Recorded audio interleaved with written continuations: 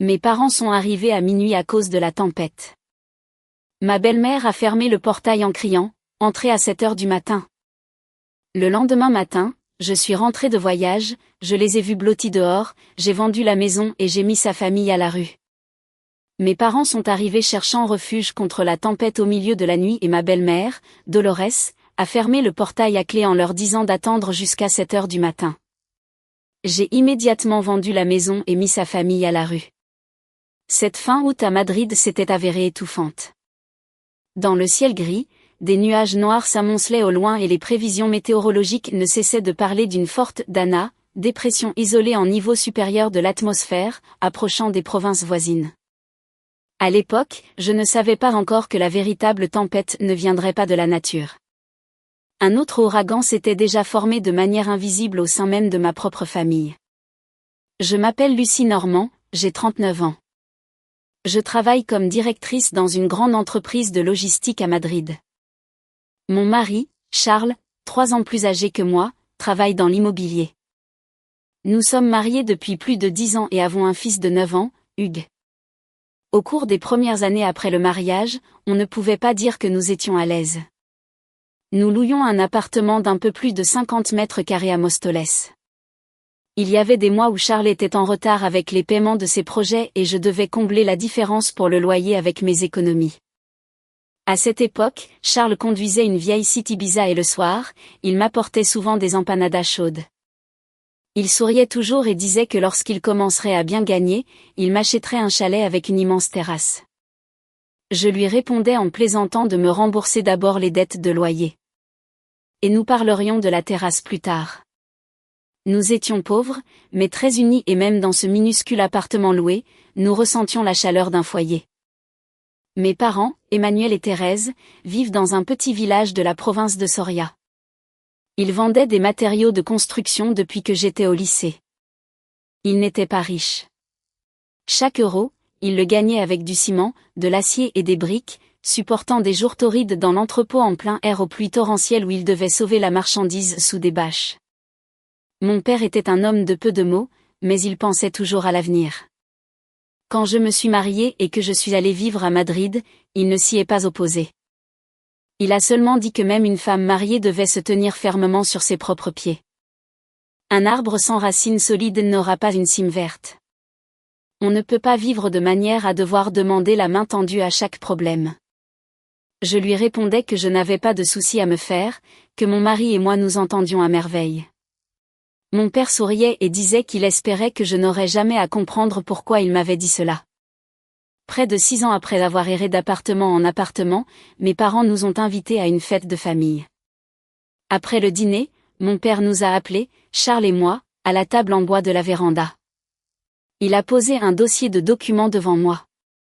J'ai été surprise et j'ai demandé ce que c'était. Mon père a répondu que ma mère lui avait vendu un grand terrain commercial près du marché. J'ai frissonné. Mes parents avaient gardé ces terres pendant plus de 20 ans. Pourquoi les vendre si nous n'avions pas besoin d'argent? Ma mère, assise à côté, a dit qu'ils y avaient bien réfléchi. Nous ne pouvions pas vivre éternellement en location à Madrid et Hugues grandissait. Il avait besoin d'un logement décent. En ouvrant les papiers, j'ai vu que le montant que mes parents allaient me transférer personnellement était d'1,5 million d'euros. Mes mains ont instantanément commencé à trembler. J'ai dit à ma mère que c'était trop, que je ne l'accepterais pas. Ma mère m'a regardé et a répondu que si elle ne me le donnait pas, qu'allait-il faire de cet argent? Mais elle a souligné que c'était de l'argent strictement pour moi et que dans les documents, tout était rédigé avec une clarté absolue. Charles, assis à côté de moi, est resté silencieux quelques secondes puis a dit que c'était un cadeau trop généreux. Mon père l'a regardé directement. Il lui a dit qu'il donnait l'argent à Lucie, mais que comme nous vivions ensemble, nous partagerions logiquement le même toit. Il avait décidé de tout clarifier dès le début pour éviter tout malentendu par la suite. Un court silence s'est installé. Je savais que l'orgueil de Charles était un peu blessé, mais il a rapidement acquiescé en disant qu'il comprenait mon père et n'avait aucune plainte. En plus du 1,5 million de mes parents, j'avais 200 000 euros d'économies personnelles accumulées avant le mariage et offertes par mes parents pendant mes premières années de travail. Au total, 1,7 million euros. Après de longues recherches, j'ai choisi un chalet dans une urbanisation prestigieuse de Pozuelo de Alarcón, une maison de 4 étages avec un petit jardin, une large allée et dans un quartier très calme. La première fois que nous sommes entrés, je suis restée longtemps debout dans le salon, puis je me suis tournée vers Charles pour lui demander son avis. Il a regardé autour de lui et avec un sourire a dit que la maison était magnifique. Hugo aurait de la place pour jouer et moi une terrasse pour mes plantes, comme il me l'avait promis.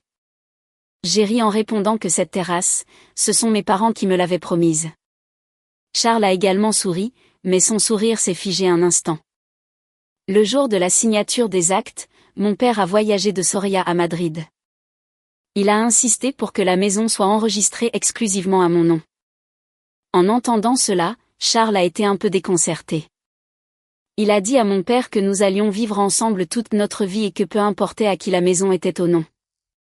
Mon père lui a répondu calmement que s'ils allaient vivre ensemble toute leur vie, le fait qu'elle soit au nom de Lucie n'affecterait Charles en rien. La réponse était si percutante que Charles n'a rien eu à ajouter. Mon père a poursuivi en disant qu'il ne se doutait de rien de lui.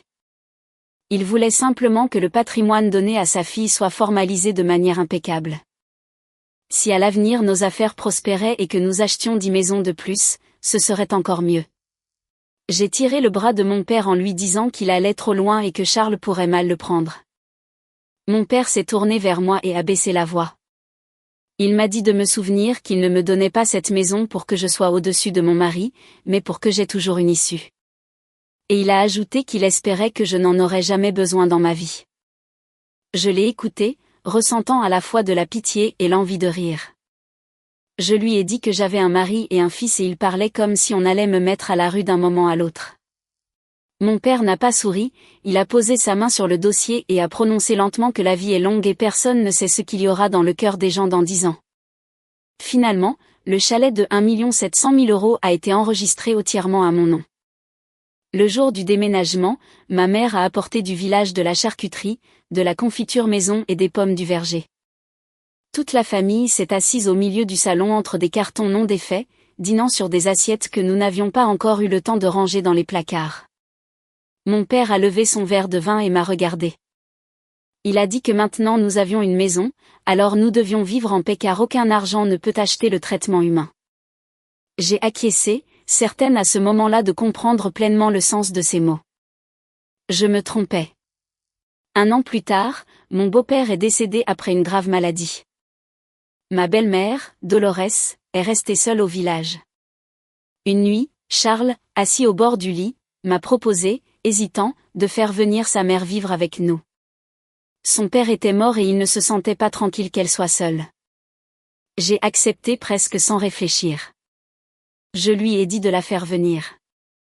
La maison était grande et nous lui préparerions une bonne chambre. Charles m'a regardé avec soulagement, disant qu'il savait que je comprendrais.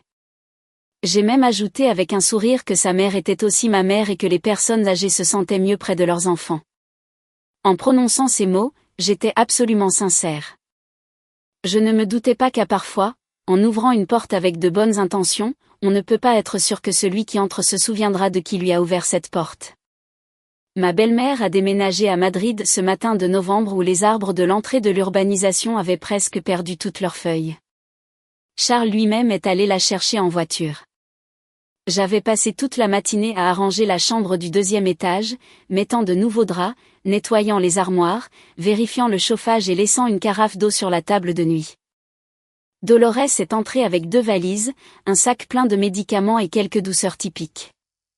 Dès qu'elle a franchi le seuil, elle a passé un bon moment à regarder autour d'elle. Elle a déclaré qu'une maison aussi énorme pour 3 personnes était un gaspillage d'espace. Je lui ai répondu avec un sourire que nous serions plus nombreux maintenant. Donc l'espace ne serait pas gaspillé. Pendant les premiers mois, ma belle-mère s'est comportée avec assez de discrétion.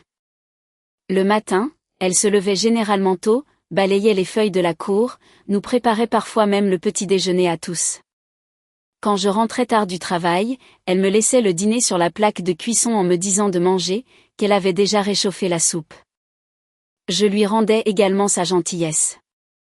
Les week-ends, je l'emmenais au marché. Je lui achetais des vêtements chauds et des vitamines pour les articulations. Je pensais qu'elle venait de perdre son mari. Elle avait déménagé de la campagne à la ville et avait besoin de s'habituer à beaucoup de choses. Charles était sincèrement heureux de voir notre harmonie. Une fois, il a même plaisanté en disant qu'il avait de la chance d'avoir une femme et une mère qui s'entendaient aussi bien. Je lui ai demandé de ne pas tirer de conclusions hâtives, soulignant que si deux femmes dans une maison ne s'entendaient pas, il serait le premier à en souffrir.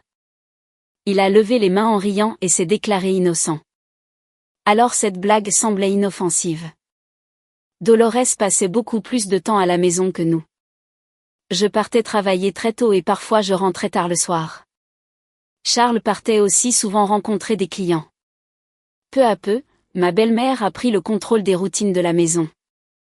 L'employée de maison, Marthe, qui venait à l'heure, me demandait avant quel produit pour le sol acheter ou quel jour changer les draps. Avec l'arrivée de ma belle-mère, Marthe a commencé à s'adresser à elle. Elle lui demandait par quel étage commencer à nettoyer, par le 3e ou le 1er. Ma belle-mère répondait sans hésiter, ordonnant de commencer par le salon, car il y avait un enfant dans la maison et la poussière dérangeait la vue. Un jour, en rentrant à la maison, j'ai vu que la table basse, qui était toujours près de la fenêtre, avait été poussée contre le mur. J'ai demandé à ma belle-mère qui l'avait déplacée. Dolores, arrangeant des légumes dans la cuisine sans broncher, m'a répondu qu'elle avait dit à Marthe de la déplacer, car à son emplacement d'origine elle gênait le passage et si des invités venaient, ils seraient à l'étroit. J'ai objecté que j'avais l'habitude de m'asseoir près de la fenêtre. Elle a levé les yeux et a déclaré que les habitudes pouvaient être changées et que l'ordre dans la maison apportait le bien-être. J'ai voulu dire quelque chose de plus, mais Charles, qui venait d'entrer, est intervenu. Il m'a demandé de céder, disant que si sa mère était plus à l'aise, que la table reste là. Je me suis tue. Ce fut la première fois que je compris que les changements dans ma propre maison pouvaient se produire sans mon consentement. Puis vint l'histoire des clés. Avant, j'en avais un jeu et Charles un autre. Quand ma belle-mère est arrivée, j'en ai fait un jeu supplémentaire pour elle.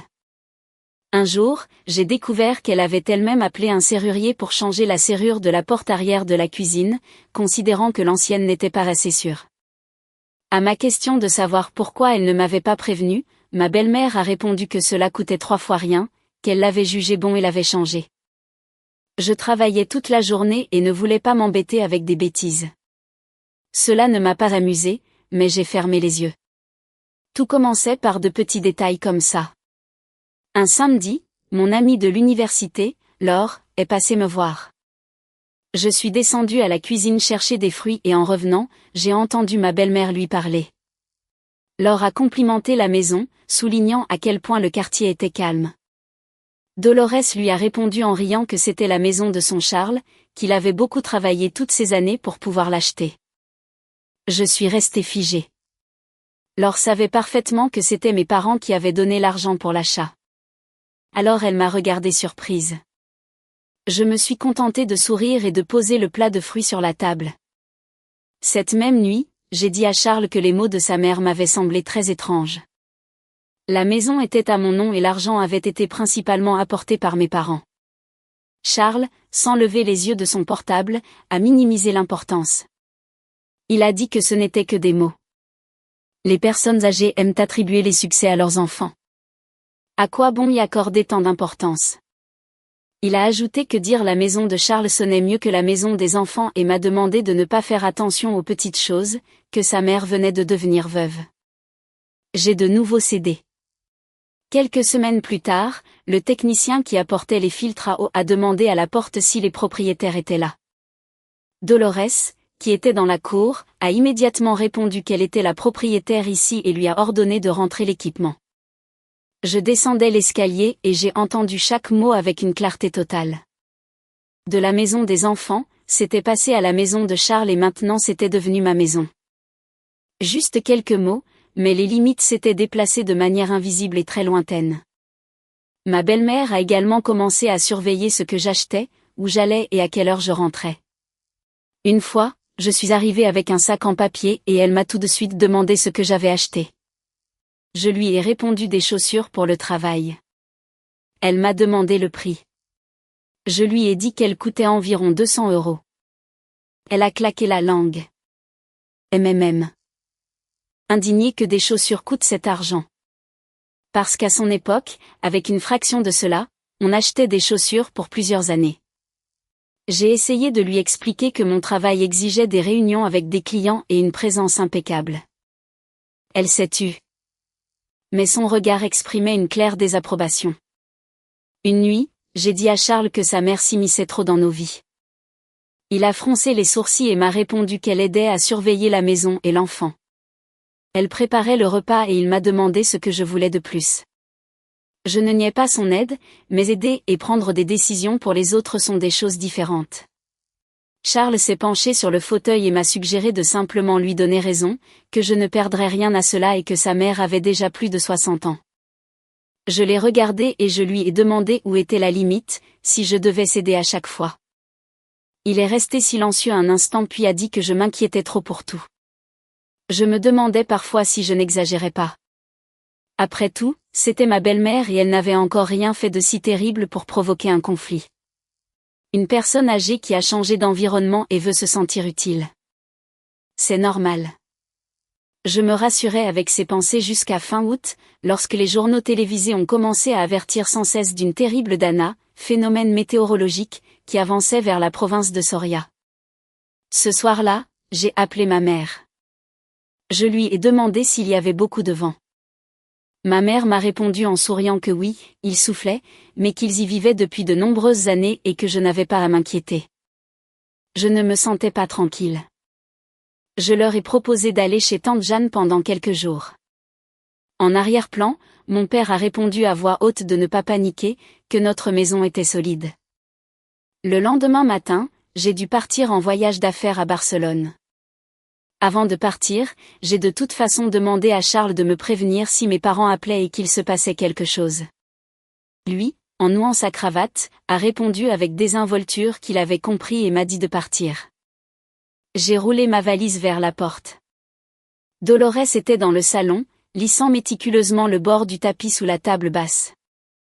Elle a levé la tête et m'a dit de revenir bientôt, car le week-end nous aurions des invités et elle avait beaucoup de choses à préparer. J'ai dit d'accord et je suis sortie. Je ne savais pas que quelques heures plus tard seulement, dans mon village natal, le toit de la maison de mes parents commencerait à trembler sous les premières rafales de vent. Le mercredi après-midi, je suis arrivée à Barcelone, où il faisait une chaleur étouffante. À l'entrepôt, les problèmes ne cessaient de surgir, donc je n'ai presque pas eu le temps de regarder mon portable. Vers 17h30, en vérifiant une partie de la marchandise dont les documents étaient bloqués, j'ai vu un appel de ma mère. Je lui ai demandé comment ils allaient. De l'autre côté de la ligne, on entendait le fort hurlement du vent, mais ma mère essayait de parler d'un ton serein. Elle a dit que le vent soufflait, mais qu'il y avait des tempêtes tous les ans et m'a dit de m'occuper de mes affaires. Je lui ai demandé pourquoi le toit craquait si affreusement.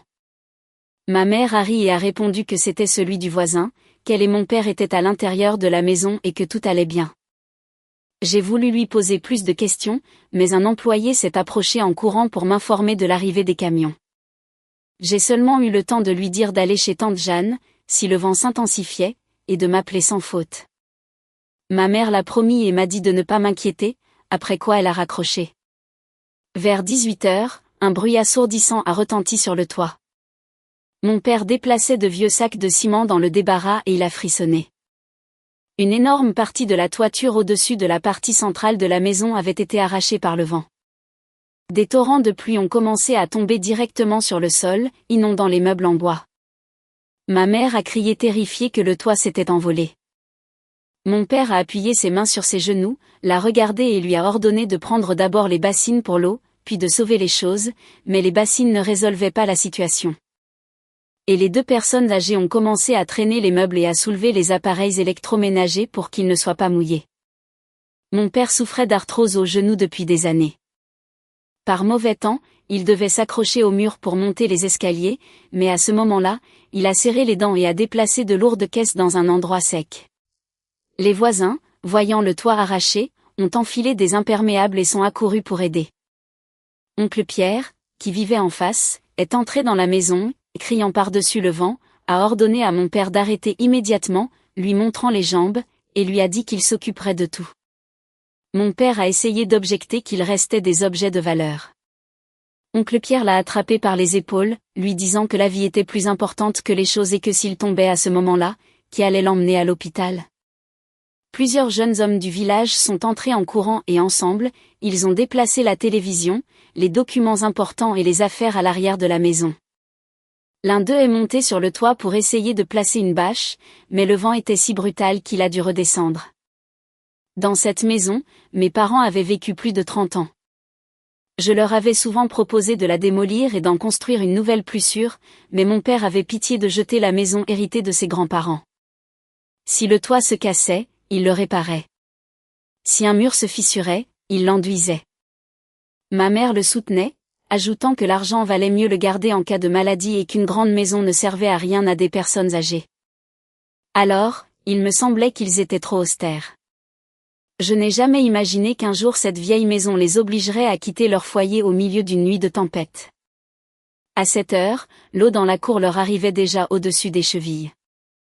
Tante Jeanne a appelé pour dire qu'elle aussi avait de l'eau qui entrait par le toit et qu'un arbre tombé coupait le chemin entre leurs rues. Oncle Pierre a évalué la situation et a dit qu'il n'était pas sûr de rester là. Le reste du toit pouvait s'effondrer.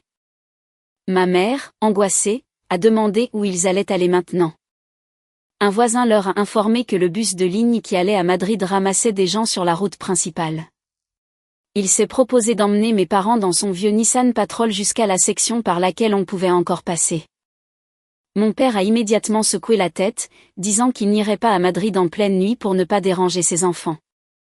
Ma mère a regardé son mari et l'a contredit, disant que la maison de Lucie était énorme et qu'ils y vivraient quelques jours jusqu'à ce que la tempête passe, que Lucie était en voyage, mais Charles était à la maison. C'était son gendre, pas un étranger. Mon père hésitait toujours et alors ma mère a prononcé des mots très sincères. Elle a dit que s'ils avaient peur d'aller à la maison de leur propre fille, où allaient-ils aller dans leur vieillesse? Mon père s'est tu. Dans la rue, le hurlement furieux du vent a de nouveau retenti et les tuiles restantes se sont écrasées bruyamment sur le sol de la cour. Oncle Pierre a dit à mon père avec fermeté de cesser de se plaindre des choses, que la sécurité était la priorité. Finalement, mon père a acquiescé. Ils n'ont emporté qu'un sac de vêtements, les médicaments pour les articulations de mon père, les documents et un peu d'argent. Ma mère s'est retournée pour regarder la maison plusieurs fois avant de sortir par le portail. Vers 20h30, oncle Pierre les a emmenés dans son 4x4 jusqu'à l'arrêt. Le chemin connu était plongé dans l'obscurité à cause de la coupure de courant. En arrivant, ma mère m'a rappelé. À ce moment-là, mon téléphone n'avait déjà plus de batterie. À Barcelone, j'étais toujours occupée à l'entrepôt. Mon portable était un poids mort au fond de mon sac et je ne m'en doutais même pas. Ma mère a appelé une deuxième fois, une troisième, mais n'a entendu que la voix de l'opératrice. Mon père lui a dit de ne plus appeler, que je travaillais. Ma mère a regardé l'écran, ouvrant les contacts, a appelé Charles. Il n'a pas décroché du premier coup, il a répondu d'une voix ensommeillée. Ma mère l'a informé qu'une partie du toit avait été emportée par la tempête et qu'ils allaient à Madrid pour attendre quelques jours, qu'ils arriveraient vers 3 heures du matin. Charles, encore à moitié endormi, lui a répondu de venir et d'appeler quand ils arriveraient. Ma mère a respiré de soulagement et s'est excusée pour l'heure. Charles lui a répondu que ce n'était rien et la conversation s'est terminée rapidement. Dans le bus, mon père a appuyé sa tête contre la vitre en se frottant le genou. Ma mère l'a couvert de sa veste légère et à Madrid, Charles a laissé son portable et est allé dans la chambre de sa mère. Il lui a annoncé que les parents de Lucie étaient sur le point d'arriver pour se réfugier de la tempête. Dolores, qui regardait quelque chose sur son portable, s'est redressée d'un coup sur le lit. Elle s'est indignée de leur tardive et du fait qu'ils n'aient pas trouvé refuge plus près et qu'ils aient fait plus de 200 km jusqu'à Madrid à cause de la tempête. Le week-end, il y avait des invités et avoir des gens en plus ne ferait que mettre la maison sens dessus-dessous. Charles est resté quelques secondes à la porte puis a dit qu'il ne resterait que quelques jours. Sa belle-mère a remonté sa couverture et lui a dit irrité de faire ce qu'il voulait, mais que la maison venait d'être nettoyée. Charles n'a pas discuté, a fermé la porte de sa chambre, est retourné dans la sienne, a laissé son portable sur la table de nuit et a éteint la lumière. Vers 21h, le bus où se trouvaient mes parents a quitté la zone de forte pluie. À travers la vitre mouillée, les réverbères de la route se confondaient en longues traînées. Ma mère a demandé à voix basse à mon père si ses jambes lui faisaient très mal. Mon père lui a répondu que tout allait bien, que l'important était d'arriver à la maison de sa fille. À ce moment-là, ils croyaient aveuglément qu'une fois arrivés à Madrid, les portes de la maison de leur fille s'ouvriraient pour eux. Mais dans le chalet de 1 700 000 €, toutes les lumières étaient éteintes depuis longtemps. Ce n'est qu'à 2h30 du matin que le bus où se trouvaient mes parents est entré dans Madrid. Dans la ville, il pleuvait à torrents et d'énormes flaques s'étaient formées sur les bords des rues. La lumière des réverbères se reflétait dans l'eau. Mon père était assis près de la fenêtre, serrant contre lui un petit sac en tissu d'un bras et se massant le genou sans arrêt de l'autre main. Ma mère lui a demandé s'il avait trop mal. Il a secoué la tête, disant que ses jambes s'étaient engourdies à force de rester assis et qu'une fois qu'il aurait marché un peu, cela passerait. Ma mère savait que son mari minimisait la douleur. Cette jambe le tourmentait depuis des années et par mauvais temps, il devait s'appuyer sur les accoudoirs des chaises juste pour se lever. À 3h20, le bus s'est arrêté au début d'une grande avenue près de notre urbanisation. Le chauffeur s'est retourné et leur a dit qu'il ne pouvait pas avancer davantage à cause d'une zone inondée. Ma mère a demandé si les chalets étaient très loin de là. Le chauffeur a répondu qu'à 1,5 km ou 2 et qu'à ces heures, il serait difficile de trouver un taxi.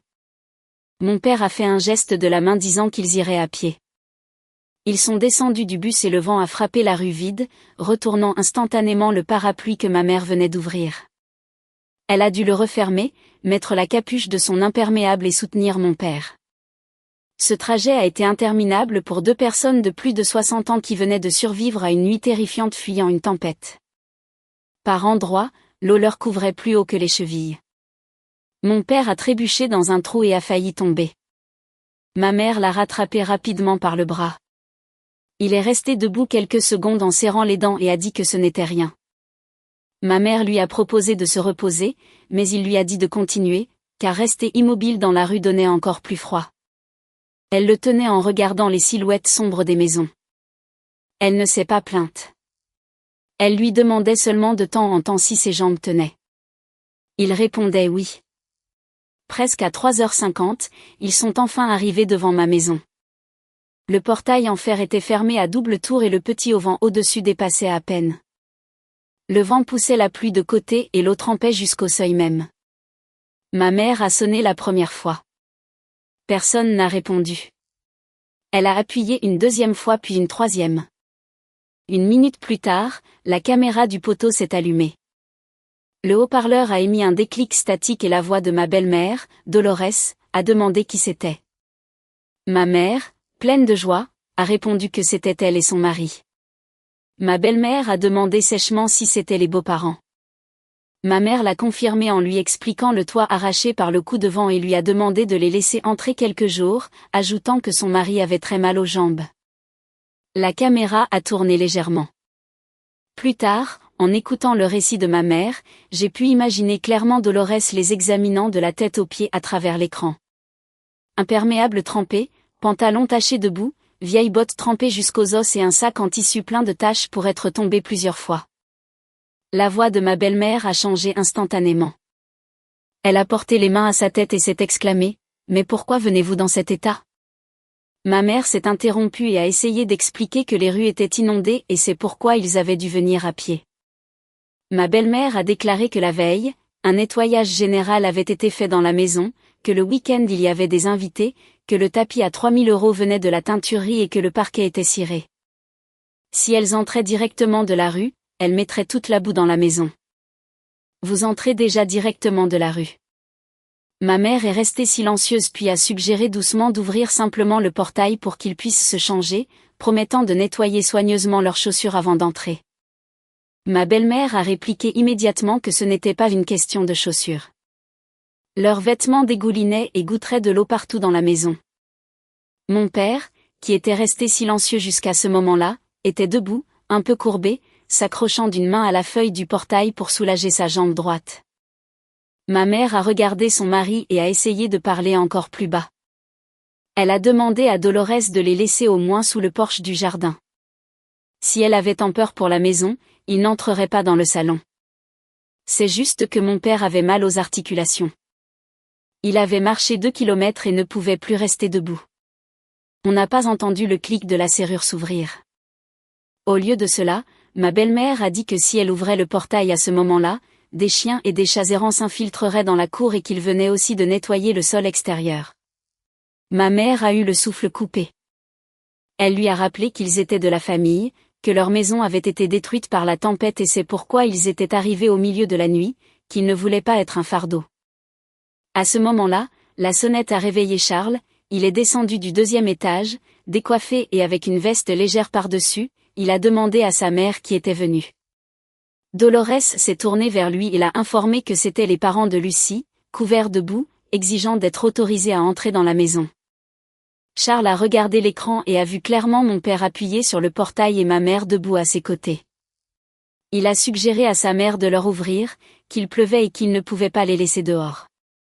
Aujourd'hui encore, je pense que s'il avait fait quelques pas de plus et avait appuyé lui-même sur le bouton d'ouverture, tout aurait été différent. Mais Dolores lui a crié, déclarant que s'il ouvrait la porte, le lendemain matin, il devrait laver toute la maison lui-même. Elle lui a rappelé le tapis cher et le sol ciré, ajoutant que le week-end ses associés viendraient et à qui plairait une maison sale. Charles est resté paralysé et a essayé de dire que mes parents se réfugiaient seulement de la tempête. Sa belle-mère a répondu qu'elle ne leur interdisait pas d'entrer, mais qu'à cette heure Marthe, l'aide ménagère, arriverait, mettrait des serviettes de la porte à la salle de bain et alors ils entreraient. Qu'il ne restait que quelques heures, seulement quelques heures. Pour quelqu'un allongé dans un lit chaud, cela semble facile, mais pour 2 personnes âgées sous la pluie à près de 3 heures du matin, c'est toute une éternité. Personne dans cette maison n'a voulu s'arrêter pour y penser. Charles a regardé l'écran quelques secondes de plus et a choisi le chemin le plus facile pour lui. Il a appuyé sur le bouton de l'interphone. Ma mère a immédiatement répondu.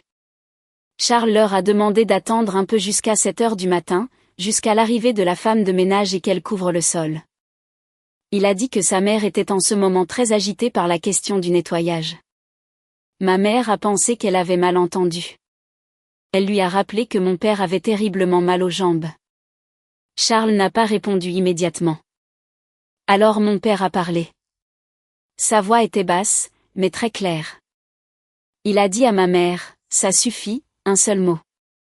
Il n'a pas supplié son gendre, il n'a pas fait de reproches, il n'a pas rappelé avec l'argent de qui cette maison avait été achetée. Ma mère a regardé son mari, les yeux rougis. Par le haut-parleur, Charles a ajouté la demande d'être compréhensif et d'attendre un peu. Puis le son s'est coupé. La caméra est restée allumée quelques secondes de plus, après quoi la petite lumière rouge s'est éteinte. Ma mère est restée figée devant le portail. Mon père lui a tiré doucement le bras, lui suggérant de s'asseoir près du mur, que la seule chose importante était qu'il puisse étirer les jambes. Ils se sont approchés du pilier, où le petit toit était plus étroit et la pluie continuait à les tremper. Mon père s'est laissé tomber lentement sur la marche froide en pierre, serrant son genou droit à 2 mains. Ma mère s'est assise à côté de lui et lui a couvert les jambes de son écharpe mouillée. De l'autre côté du portail, la maison est restée fermée à double tour. Personne d'autre n'est ressorti. Passé 3h10, après que la caméra se soit définitivement éteinte, l'espace devant la maison est de nouveau tombé dans le silence. La pluie continuait à battre sous la lumière des réverbères. La petite corniche ne leur protégeait que la tête et leurs vêtements trempés se refroidissaient avec le vent. Mon père a essayé d'étirer sa jambe, mais il a grimacé de douleur au premier mouvement. Ma mère s'est penchée aussitôt sur lui. Il a secoué la tête et lui a dit que s'il restait immobile, ça passerait. Il disait toujours que tout allait bien. Ma mère a ouvert le petit sac en tissu, a fouillé et a trouvé une seule petite serviette sèche. Elle l'a enroulée autour du genou de son mari et a commencé à lui masser doucement avec les mains. Elle a regretté de ne pas être restée sur un banc sur la route principale. Mon père l'a regardé et a dit que puisqu'ils étaient là, ils y resteraient et qu'il ne fallait blâmer personne. Ma mère a levé les yeux vers le portail fermé et a répondu qu'elle ne blâmait personne, qu'elle ressentait seulement beaucoup de peine.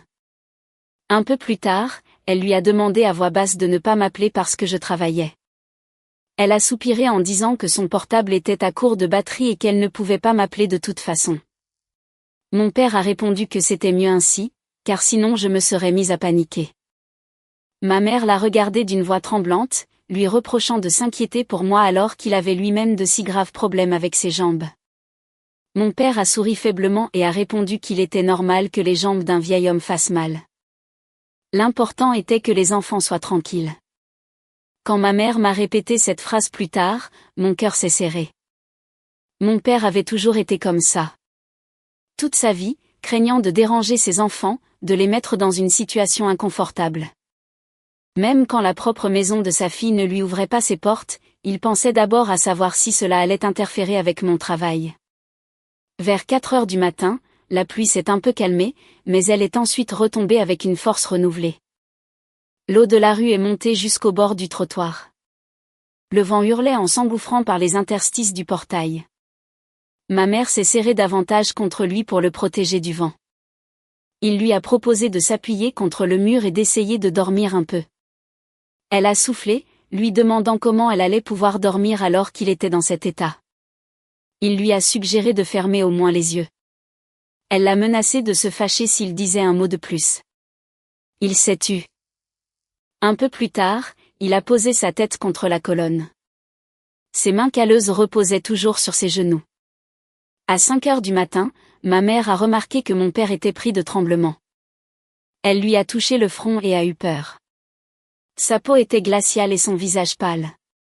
Il lui a demandé de ne pas faire de scandale, ce à quoi elle s'est indignée en demandant devant qui elle allait faire un scandale ici. Ils se sont regardés et ma mère a esquissé un sourire amer. Toute une vie à élever des enfants pour qu'à la vieillesse ils aient peur de les déranger. Mon père a répondu que les enfants n'étaient coupables de rien. Ma mère n'a rien ajouté. Dans un autre lieu, vers 6 heures du matin, je venais de quitter l'entrepôt à Barcelone. Cette nuit-là, nous avions fini de traiter une partie de la cargaison bien plus tard que prévu. J'étais tellement épuisée que mes yeux me piquaient et la seule chose que je voulais était d'arriver au plus vite à la maison, de prendre une douche et de me mettre au lit. En m'installant dans la voiture de location pour aller à la gare ou à l'aéroport, j'ai branché mon portable au chargeur. L'écran s'est allumé, affichant une avalanche d'appels manqués, presque tous de ma mère. Le sommeil s'est dissipé instantanément. J'ai rappelé tout de suite. Une tonalité, pas de réponse. Les nouvelles de l'après-midi sur la Dana me sont revenues à l'esprit. J'ai changé le numéro de Charles. L'appel a sonné un bon moment puis s'est coupé. Mon cœur a commencé à battre plus vite. Je me suis demandé à voix haute ce qui se passait et j'ai démarré le moteur. Pendant mon voyage urgent de retour à Madrid, j'ai appelé ma mère 3 fois de plus, Charles une fois, et personne n'a répondu. J'ai voulu appeler tante Jeanne, mais j'ai pensé que si mes parents étaient vraiment partis à Madrid, ma tante pourrait ne pas le savoir. Il ne me restait plus qu'à rentrer directement chez moi. Il commençait à faire jour. La pluie à Madrid s'était calmée, mais l'asphalte était encore mouillé. Je parcourais rue après rue et je sentais que tout brûlait en moi. Vers 6h45, ma voiture a tourné vers notre urbanisation. Au loin, sous la lumière blafarde des réverbères, j'ai aperçu 2 silhouettes assises près du mur, devant le portail de ma maison. Au début, je n'ai pas compris qui c'était. J'ai pensé que peut-être quelqu'un s'abritait de la pluie. Mais quand la voiture s'est approchée et que les phares les ont éclairés, j'ai reconnu un blouson marron foncé, le même que j'avais acheté à mon père 2 hivers auparavant. J'ai freiné brusquement et la voiture s'est arrêtée net. Mon cœur s'est brisé. Papa. J'ai poussé la porte et suis sortie en courant. Papa, maman. Ma mère a sursauté et a levé la tête. Mon père s'est appuyé sur les mains pour essayer de se lever, mais il s'est à peine soulevé un peu. Il a grimacé de douleur et s'est rassis. Je suis arrivée en courant et je me suis agenouillée directement sur les carreaux mouillés. Mon Dieu, pourquoi êtes-vous assis ici? Ma mère m'a regardée, les yeux rougis par le manque de sommeil. Elle m'a demandé si j'étais déjà revenue. J'ai touché la main de mon père. Elle était glacée. Je lui ai touché le visage et je me suis indignée, lui demandant comment il pouvait dire que tout allait bien s'il était si froid. Mon père continuait à sourire, assurant que ses jambes s'étaient simplement endormies. Je me suis tournée vers ma mère et je lui ai demandé ce qui s'était passé et pourquoi il n'était pas à l'intérieur. Elle a mis du temps à répondre. Regardant d'abord le portail puis moi, il était clair qu'elle avait toujours peur de me mettre dans une situation inconfortable. Je lui ai attrapé la main et j'ai exigé qu'elle me le dise. Elle a soupiré profondément et a prononcé que ma belle-mère leur avait ordonné d'attendre jusqu'à 7 heures que l'aide ménagère arrive.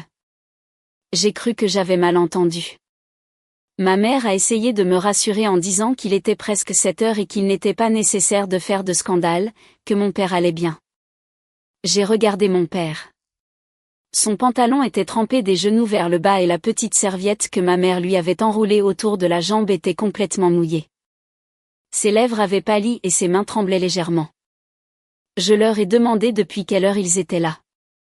Ma mère a détourné le regard et a répondu que depuis presque 3 heures. Je me suis levée d'un bond. Une colère ardente est montée de ma poitrine à mon visage. Depuis 3 heures du matin et il était 6h45. Près de 4 heures, 2 personnes âgées avaient été assises là, dont l'une souffrait d'arthrose. Après avoir marché 2 kilomètres sous la pluie battante, j'ai regardé le chalet. La maison de 4 étages se dressait en silence derrière la clôture de fer. La lumière du couloir du premier étage était toujours allumée. Dans le jardin, mes plantes se reposaient paisiblement sous le porche. Tout était propre, sec et intact. Les seuls qu'ils avaient laissés dans la rue étaient mes parents. J'ai entendu mon père m'appeler. Je me suis retournée, il me regardait et sa voix était aussi calme que toujours. Il me demandait de ne pas paniquer. Ce sont précisément ces mots qui m'ont noué la gorge. Je me suis baissée pour l'aider à se lever. Ma mère me tenait par le bras, me suppliant de me calmer et de ne pas me disputer avec la famille de mon mari à cause d'eux. Je n'ai pas répondu. Je me suis contentée de regarder le portail devant moi. Pour la première fois depuis que j'avais acheté cette maison, j'ai cessé d'y voir le chemin de mon foyer et n'ai vu qu'un mur aveugle. Presque à 7 heures du matin. Alors que je me penchais pour aider mon père à se lever, un bip sec a retenti derrière le portail. Les lourdes feuilles se sont ouvertes lentement. La première à sortir fut ma belle-mère, Dolores. Elle portait un pyjama couleur beige immaculé, les cheveux soigneusement ramassés en chignon et tenait dans ses mains une tasse d'eau chaude qui dégageait de la vapeur. En me voyant, elle a été un peu déconcertée, mais une seconde plus tard, elle a retrouvé son visage imperturbable, comme si de l'autre côté du portail, 2 personnes âgées mortes de froid n'étaient pas assises. Elle m'a dit que j'arrivais juste à temps, que Marthe ne tarderait pas à venir. Je ne lui ai pas répondu. J'ai regardé la tasse fumante qu'elle tenait entre les mains, puis la main glacée de mon père que je tenais entre les miennes. La chaleur et les tremblements. J'ai demandé, en marquant chaque mot, Dolores, savez-vous depuis quelle heure mes parents sont assis ici? Elle a froncé les sourcils et a répondu, presque depuis 3 heures. J'ai précisé, de 3 à 7? Elle a confirmé, mais a ajouté qu'elle leur avait dit tout de suite d'attendre Marthe jusqu'à 7 heures et que personne ne les avait chassés. J'ai secoué la tête. Laisser 2 personnes de 60 ans sous la pluie pendant 4 heures n'est pas les chasser. Ma belle-mère s'est immédiatement irritée. Elle m'a exigé de ne pas déformer les faits, déclarant qu'elle ne les avait pas chassés, mais qu'elle leur avait seulement demandé d'attendre, qu'ils venaient de nettoyer la maison, que le tapis venait de la teinturerie et que le week-end il y avait des invités. Qui allait nettoyer toute cette boue s'ils étaient entrés? Ma mère m'a tiré la main à toute vitesse, me suppliant de rentrer à la maison. Je l'ai regardée. Elle avait toujours peur que je me dispute avec Charles. Cela m'a encore plus étouffée. Avant que j'aie le temps de dire quoi que ce soit, Charles est sorti de la maison. Il portait un t-shirt et un pantalon d'intérieur, le visage d'un homme qui venait de se lever. Je l'ai regardé droit dans les yeux et je lui ai dit qu'il était lui aussi au courant pour mes parents. Charles a détourné le regard et a avoué qu'il le savait. Tu le savais et tu es allé dormir? Il a poussé un profond soupir et a répondu, d'un ton étonné, qu'il avait demandé à sa mère d'ouvrir, mais qu'elle avait dit d'attendre Marthe pour des raisons de nettoyage, que maintenant il pouvait entrer et il m'a demandé de ne pas faire de scène. Je n'en croyais pas mes oreilles. Ne pas faire de scène? Charles a froncé les sourcils, a hoché la tête vers mes parents et a dit qu'ils allaient bien. Il m'a reproché d'être à peine arrivé et de déjà faire des interrogatoires en pleine rue pour le plus grand plaisir des voisins. Je suis resté un bon moment à regarder mon mari. Il s'est avéré qu'après 10 ans de mariage, ce n'est pas le fait que son beau-père se glace de froid qui l'effrayait, mais que les voisins voient une dispute. Mon père a élevé la voix et a demandé qu'on le fasse rentrer. J'ai mordu ma lèvre et je l'ai pris par le bras. À peine a-t-il franchi le seuil que sa jambe droite a flanché. Ma mère et moi avons dû le soutenir des deux côtés pour qu'il ne tombe pas. Mon père a murmuré que sa jambe s'était engourdie. Nous l'avons conduit au salon. Mon père marchait très lentement. Chaque pas lui coûtait un effort immense, comme s'il traînait une pierre. Près de la table basse, son pied a un peu glissé. Sa botte tachée de boue a frôlé le bord du tapis couleur crème qui se trouvait sous le canapé, laissant une longue tache marron. Dolores a immédiatement crié. Elle n'a pas couru vers mon père qui tombait, mais s'est jetée à genoux près du tapis. Elle a commencé à crier qu'elle le savait, que le tapis coûtait 3000 €. Je suis resté pétrifié. Mon père s'accrochait à mon épaule pour ne pas s'effondrer pendant que ma belle-mère se penchait sur le tapis, écartant les poils du tissu pour vérifier si la boue avait beaucoup pénétré. Elle s'est tournée vers mon père, d'un ton sec, lui a ordonné de faire plus attention, ajoutant que c'était des choses chères et non des paillassons de village. Ma mère a pâli, s'est excusée auprès de ma belle-mère, lui expliquant que son mari avait la jambe engourdie et a tendu la main vers une serviette pour nettoyer. J'ai intercepté sa main et lui ai interdit de nettoyer. Ma belle-mère a levé les yeux et s'est indignée, demandant si j'allais laisser la saleté là.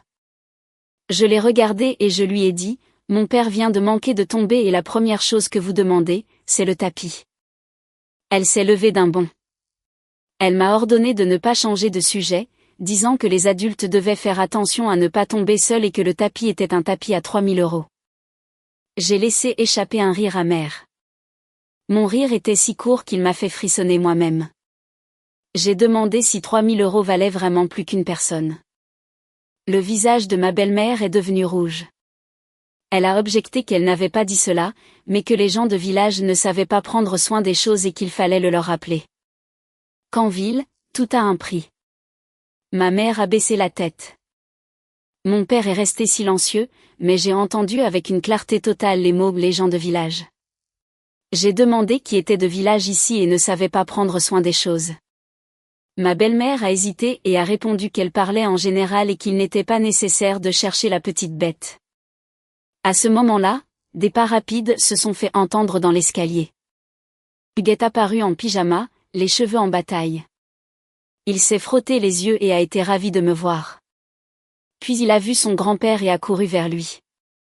En voyant les jambes tremblantes de son grand-père, il s'est arrêté, a pris une petite serviette sur un fauteuil et a demandé « Papy, tu as froid ?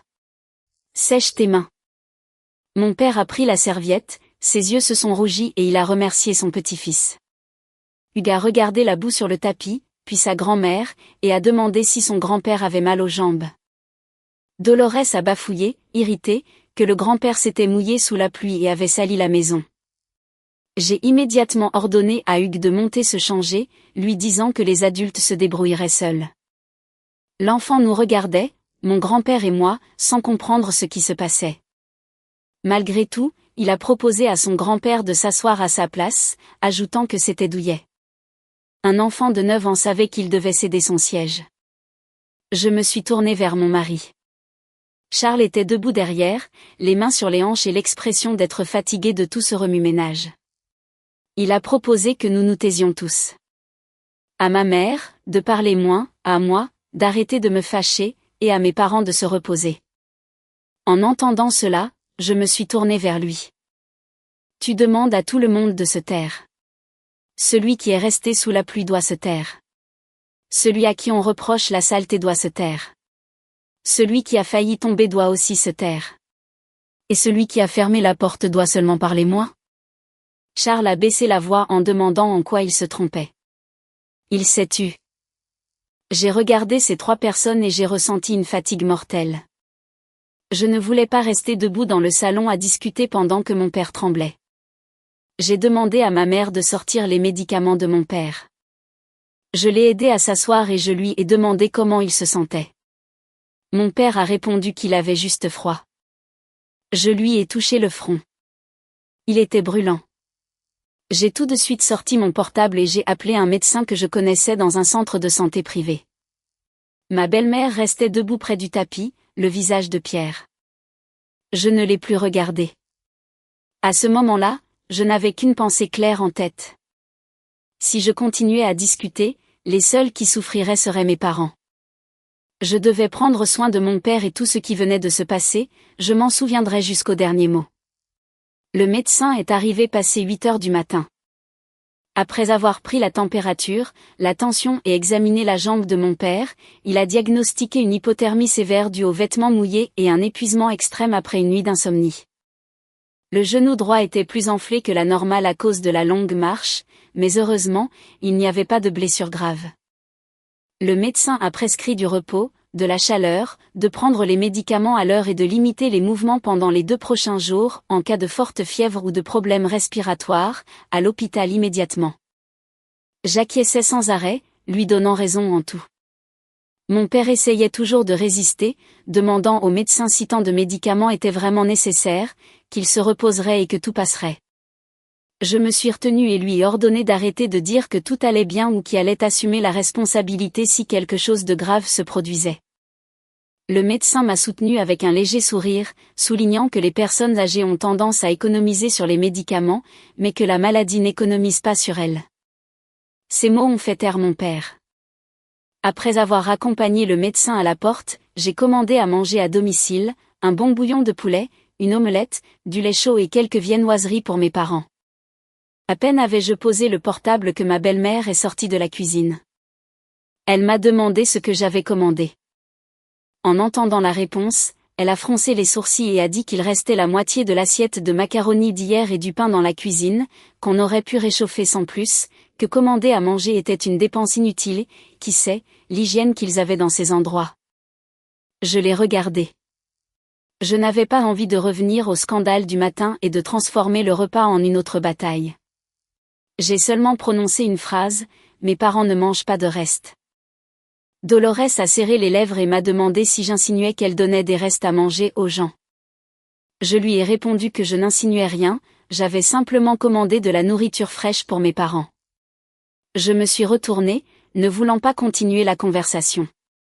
Ma mère m'a tiré doucement le bras en me demandant de ne pas tendre l'atmosphère. J'ai soupiré et lui ai dit de manger, que je m'occuperais du reste. Quand la nourriture a été apportée, je me suis assise à côté de mon père et j'ai observé comment il prenait presque la moitié d'un plat de bouillon. Ce n'est qu'alors que je me suis sentie plus calme. Hugues a également rapproché une chaise de son grand-père et toutes les 5 minutes lui posait des questions, s'il n'avait pas froid, si les pilules n'étaient pas amères et il s'est proposé de lui apporter sa couverture. Mon père lui a répondu en riant que s'il enlevait toutes les affaires à son petit-fils, le garçon n'aurait rien avec quoi dormir. L'enfant a répondu avec tout le sérieux du monde qu'il dormirait avec moi. L'atmosphère s'est un peu détendue. Vers midi, les médicaments ont fait effet. Mon père était épuisé et ses yeux se fermaient. J'ai voulu installer mes parents dans la chambre d'amis du 2e étage pour qu'ils se reposent. À peine l'ai-je mentionné que Dolores est intervenue. Elle a déclaré qu'elle y rangeait ses vêtements d'hiver et des cartons avec des affaires et que si on les sortait, où allait-elle les mettre ? Je l'ai regardé. Dans un chalet de 4 étages, il n'y avait pas de place pour quelques cartons. Elle a ajouté que si les choses étaient éparpillées, on ne les retrouverait plus et qu'en plus, cette chambre n'avait pas été ventilée depuis longtemps. Il y avait de la poussière. J'ai désigné la petite chambre du 3e étage. Elle a objecté que c'était là qu'était le bureau d'Hugues pour les cours sur ordinateur. Ma patience commençait à s'épuiser. Je lui ai dit qu'Hugues pouvait étudier dans sa propre chambre. Dolores a soupiré comme si c'était moi qui causais des problèmes à tout le monde. Elle m'a accusé de vouloir mettre toute la maison sens dessus-dessous. Elle a ajouté que son beau-père avait de la fièvre, que c'était peut-être un virus et qu'il allait contaminer Hugues, que les enfants avaient les défenses immunitaires faibles.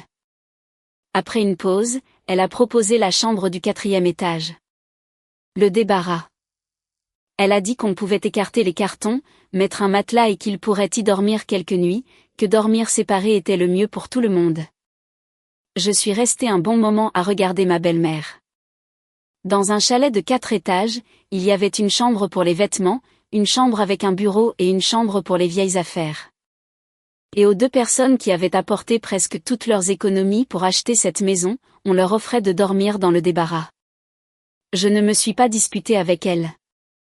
Je me suis tournée vers Charles, qui était debout près des escaliers, et je lui ai ordonné de sortir ses affaires de notre chambre. Il est resté stupéfait, demandant pourquoi.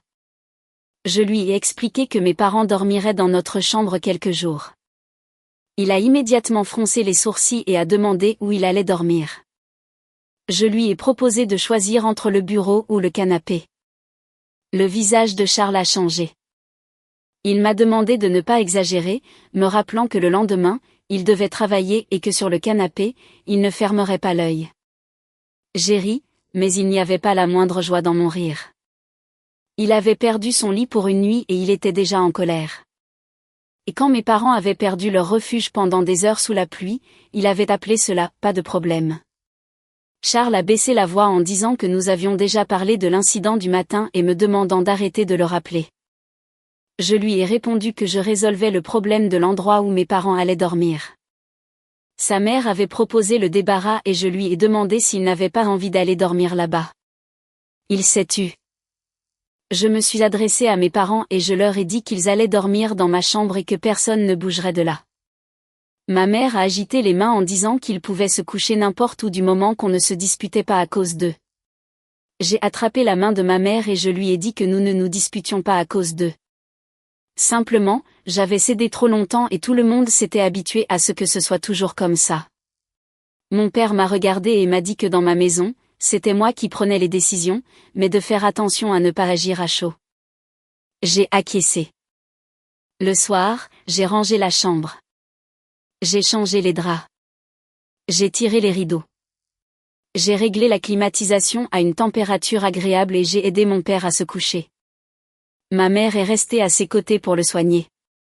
Charles n'a rien dit, il a seulement déplacé son oreiller au bureau avec un profond soupir. La nuit, un silence insolite a régné dans la maison. Hugues s'était endormi, mes parents aussi, à cause des pilules.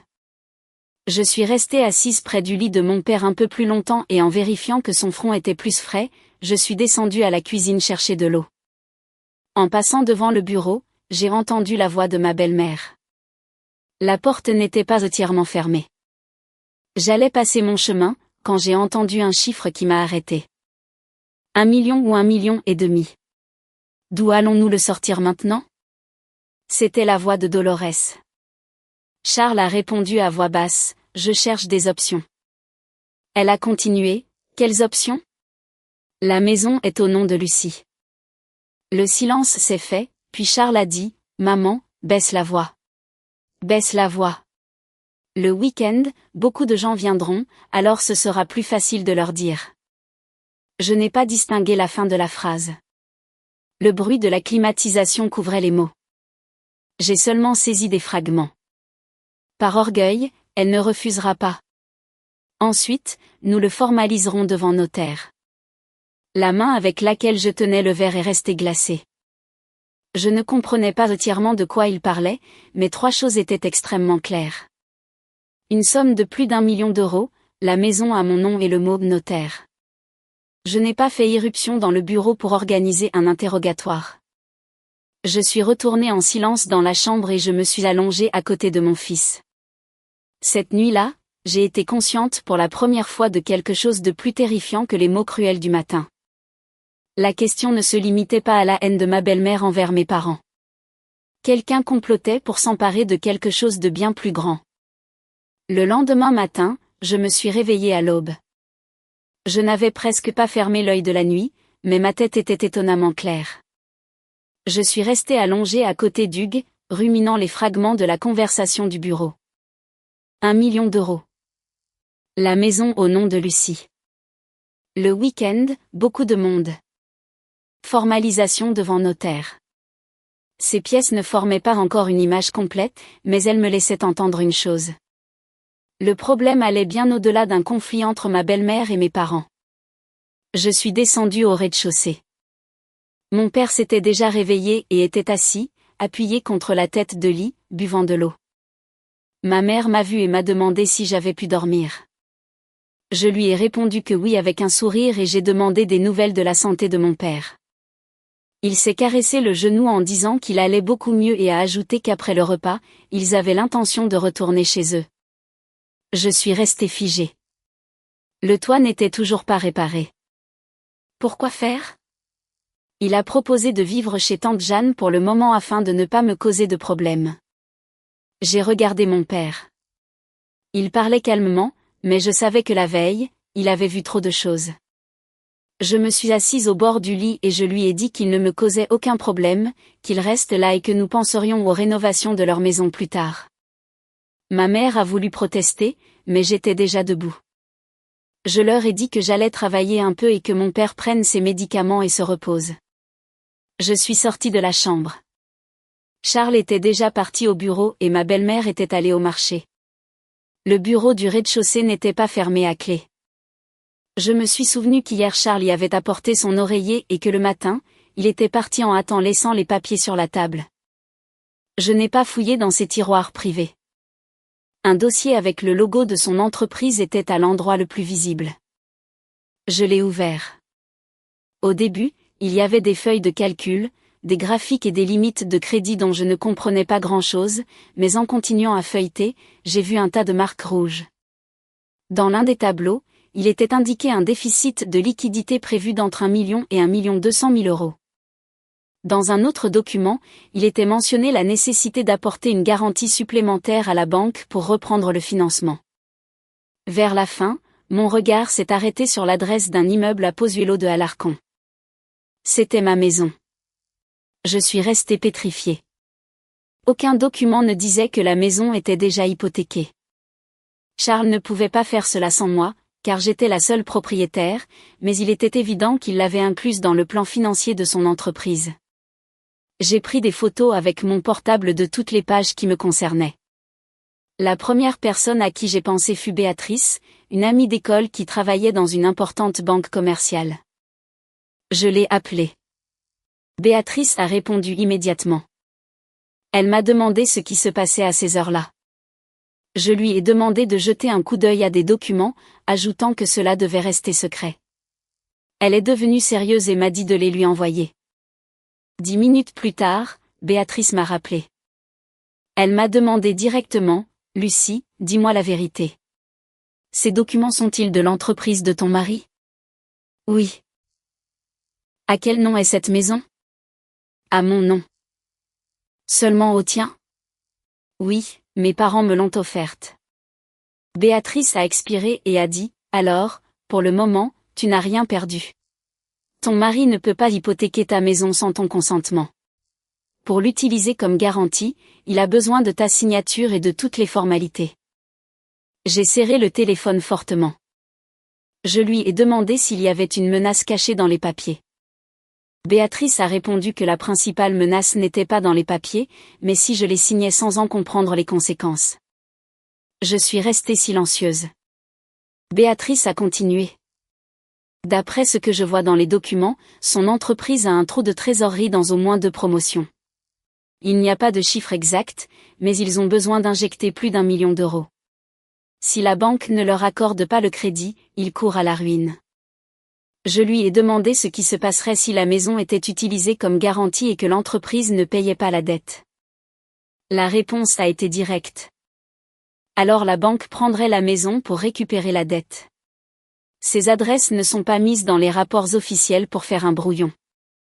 Ces mots m'ont donné un frisson dans le dos. Je me suis souvenu des phrases de la veille. Le week-end, beaucoup de monde viendra. Par orgueil, elle ne refusera pas. Devant notaire. Le puzzle s'est assemblé. J'ai raconté à Béatrice en 2 mots que le week-end Charles avait une réunion avec des associés chez nous et que lui et sa mère voulaient sûrement profiter de la pression des invités pour m'obliger à céder. Béatrice est restée silencieuse un instant et m'a conseillé de ne absolument rien signer sans l'étudier à la loupe et de ne pas penser que parce qu'ils étaient mari et femme, les papiers étaient une simple formalité. J'ai ri amèrement. Maintenant, c'était clair. En raccrochant, Je suis restée assise dans le bureau. Par la fenêtre, le soleil du matin s'infiltrait. Dans le salon, Marthe avait déjà presque entièrement nettoyé le tapis à 3000 € de la boudière. Je l'ai regardé et ça m'a fait rire. Ma belle-mère avait été prête à laisser mes parents sous la pluie pour un tapis et mon mari voyait dans la maison pour laquelle mes parents avaient économisé toute leur vie, une simple bouée de sauvetage pour son entreprise. De ces deux situations, une chose m'est apparue claire. À leurs yeux, mes biens étaient devenus depuis longtemps les biens de cette famille et mes parents, dont l'argent avait payé cette maison, étaient considérés comme des intrus. Je n'ai pas crié ni couru les escaliers pour me disputer avec ma belle-mère. Ma rage ne me brûlait plus. Elle était devenue glaciale. J'ai remis le dossier à sa place. Mes parents n'avaient pas à être au courant de cela. Si je leur disais, ils commenceraient à se blâmer, pensant que leur cadeau avait brisé l'harmonie familiale. Je ne voulais pas leur imposer ce fardeau. Probablement beaucoup de ceux qui seraient à ma place auraient pris les documents sur le champ et fait un scandale ou seraient restés tapis, attendant leur moment. Mais mon silence ce jour-là a conduit à une résolution à laquelle personne dans la maison n'était préparé. Je suis retournée dans la chambre. Ma mère était assise, épluchant une orange pour mon père. En regardant ces deux personnes âgées, j'ai senti mon âme s'apaiser. Je ne voulais plus gagner une dispute à grands cris. Ce que je voulais, c'était protéger ce qu'ils avaient rassemblé pour moi toute leur vie. Je suis sortie sur la terrasse et j'ai fermé à double tour la porte vitrée pour que personne ne m'entende. Parmi mes contacts, j'avais un numéro que je n'avais pas appelé depuis de nombreuses années, Diego Moreau, l'agent immobilier qui m'avait aidé à chercher et à faire enregistrer ce chalet. J'ai regardé le numéro quelques secondes et j'ai appuyé sur la touche d'appel. Dès que j'ai entendu les sonneries, j'ai su que je n'allais pas soumettre mon mari à un interrogatoire. Du moins pas encore. Je voulais voir jusqu'où lui et sa mère iraient si je me taisais. Diego a répondu à la deuxième sonnerie. Lucie, ça fait longtemps. Il s'est passé quelque chose avec la maison? J'ai baissé la voix. Diego, je veux connaître le prix actuel du marché du chalet. De l'autre côté, le silence s'est fait. Tu sondes le terrain où tu veux vraiment vendre? Vendre. Diego ne m'a pas demandé les raisons au début. C'était un agent expérimenté et il comprenait parfaitement que si quelqu'un appelait tôt le matin et disait « vendre » sur ce ton, c'était sérieux. Il m'a demandé de lui envoyer l'adresse exacte et des photos récentes. Il a promis de regarder des propriétés similaires dans la région et de me rappeler. Je lui ai dit que j'avais besoin de vendre rapidement, mais sans brader la maison. Il a compris. Plus d'une heure plus tard, Diego a rappelé. Il m'a informé que si nous vendions au prix du marché, en tenant compte des rénovations et du temps pour trouver un acheteur, on pourrait en tirer environ 2 100 000 €. Je me suis appuyée sur la balustrade. Il y a 5 ans, la maison avait coûté 1 700 000 €. Le prix avait pas mal augmenté. Diego m'a demandé à quel prix je voulais la mettre en vente. 1 900 000 €. Il a été surpris. C'était nettement en dessous du marché. Il a demandé si l'argent m'était urgent. Je lui ai répondu que j'avais besoin d'une opération rapide et propre. Diego est resté silencieux et m'a posé une question délicate. Lucie, pardon de m'immiscer, mais par hasard, ne vous seriez-vous pas disputé avec votre mari? Vendre un chalet de près de 2 millions d'euros, ce n'est pas vendre une voiture. J'ai laissé échapper un rire sec. Je ne vends pas à cause d'une dispute. Alors, pourquoi? J'ai regardé à travers la vitre ma mère, assise à côté de mon père. Au fond du couloir, Dolores grondait Marthe pour qu'elle nettoie mieux la balustrade. J'ai répondu, parce que cette maison est devenue la cible des plans des autres. Diego n'a pas posé d'autres questions. Il a dit que si j'étais sûre, il s'en occuperait. J'ai posé les conditions. L'acheteur devait avoir l'argent en main, vérifier les documents à l'avance et pas d'hypothèque. Si tout convenait, le week-end, la visite et le contrat de promesse de vente seraient faits. Diego s'est souvenu d'un client qui correspondait au profil. Monsieur Arthur Salviac, un entrepreneur du secteur de la construction. Il y a quelque temps, il m'avait demandé des chalets dans votre urbanisation parce qu'il voulait être plus près de sa fille. Il a des muscles financiers, mais il est très méticuleux. Je lui ai répondu que c'était exactement le profil dont j'avais besoin. J'ai envoyé à Diego des copies de la note simple, de l'acte, des plans d'étage et des photos. J'ai caché la documentation la plus sensible, ne laissant que le nécessaire pour une vérification initiale par l'acheteur. Vers midi, Diego a organisé une conférence téléphonique avec Arthur Salviac. Sa voix était posée et ferme. Lucie, Diego m'a dit que vous vendez la maison pour 1 900 000 €. Je sais que pour cette zone, le prix est très attractif. La maison est libre de charge. Il n'y a pas de litige d'aucune sorte? Non, la maison est exclusivement à mon nom. Il n'y a pas de gravame. Qui vit actuellement dans la maison? Ma famille. Il m'a demandé en combien de temps je libérerais la maison après l'achat, au maximum en 72 heures après la signature de la promesse de vente. Si cela est stipulé dans le contrat. Arthur a laissé échapper un soupir de surprise. 3 jours, c'est très peu de temps. Pourrez-vous le faire? Oui. Je tiens parole. Il a ri sous cape. Ça me va bien. J'aime les gens qui parlent clairement. Après l'appel, l'avocat d'Arthur a vérifié la documentation par l'intermédiaire de Diego. Ils ont étudié s'il y avait des charges, les plans d'urbanisme et l'historique des transactions. Personne ne se lance dans une telle opération en déboursant de l'argent juste pour le prix bas. L'après-midi, Diego m'a informé que les avocats étaient d'accord avec tout. Arthur Salviac voulait venir le week-end et si tout correspondait aux photos, il était prêt à signer la promesse de vente et à verser un acompte de 10%, soit 190 000 €. J'ai confirmé ma disposition à laisser la maison libre en 72 heures. Diego m'a demandé pour la dernière fois si j'étais sûre. J'ai regardé la porte entrouverte de la chambre de mes parents et j'ai dit, totalement sûre. Je ne ressentais aucune malice. Vendre la maison signifiait vendre l'endroit où Hugues avait grandi, où les géraniums avaient fleuri sur la terrasse, où Charles et moi dînions ensemble le soir dans le bon vieux temps. La maison abritait de bons souvenirs, mais cela ne pouvait pas transformer un objet convoité par d'autres en un lieu sûr. Je suis restée assise dans la voiture une demi-heure à réfléchir, si tout s'était terminé par le fait que ma belle-mère ne leur avait pas ouvert la porte, aurais-je vendu la maison? Sûrement, je me serais fâchée et leur aurais exigé, à elle et à mon mari, de s'excuser, mais les choses ne s'étaient pas limitées à cela. Charles savait que mes parents se faisaient tremper sous la tempête et pourtant il est allé dormir. Ma belle-mère considérait que la maison était la propriété de son fils et ensuite tous deux ont essayé de l'utiliser pour couvrir les dettes de son entreprise. Ces 3 faits avaient fait retentir toutes les alarmes. Si je cédais aujourd'hui pour sauver mon mariage, demain la maison finirait par être saisie pour des dettes que je n'avais pas contractées. Je me suis souvenu des paroles de mon père il y a tant d'années, je te donne une voie d'évacuation. Alors, j'ai éclaté de rire. Maintenant, je comprenais.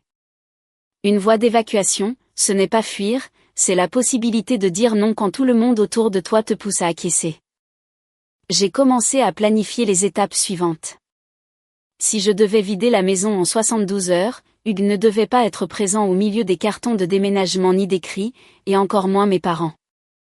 J'ai réservé à l'avance un grand appartement non loin de là, 2 chambres, cuisine, ascenseur et une bonne clinique privée à proximité au cas où mon père empirerait. Je n'ai rien dit à personne. Tout devait être prêt.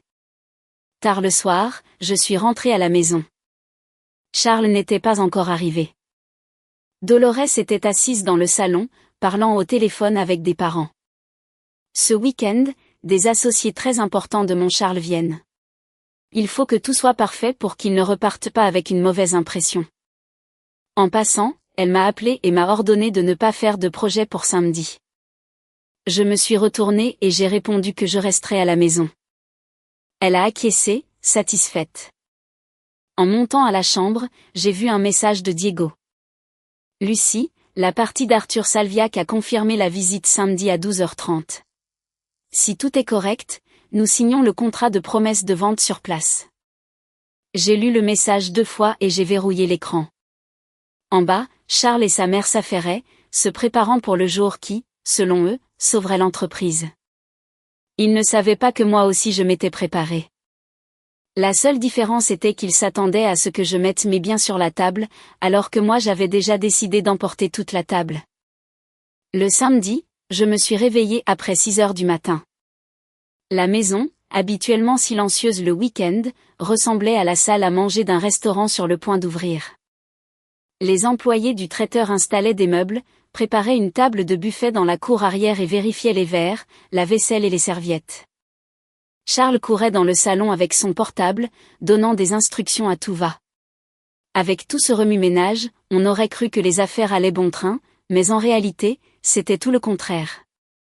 Il avait besoin de cette réunion pour sauver les apparences devant des associés qui commençaient à douter de la solvabilité de son entreprise. Les rumeurs dans les affaires volent vite. Charles le savait et essayait par tous les moyens de leur jeter de la poudre aux yeux. Dans la cuisine, il y avait des plateaux avec des canapés, des croquettes maison, du jambon ibérique et des desserts, sur la terrasse, du vin de Rioja, du café, des jus. Dolores est descendue du 2e étage vêtue d'une robe vert émeraude, les cheveux de coiffure et un collier de perles. En me voyant, elle a demandé, « Lucie, tu vas t'habiller comme ça ?» J'ai regardé ma robe couleur crème. « Il y a un problème, Dolores ?» « Non, mais aujourd'hui des personnes très importantes viennent. Prépare-toi un peu.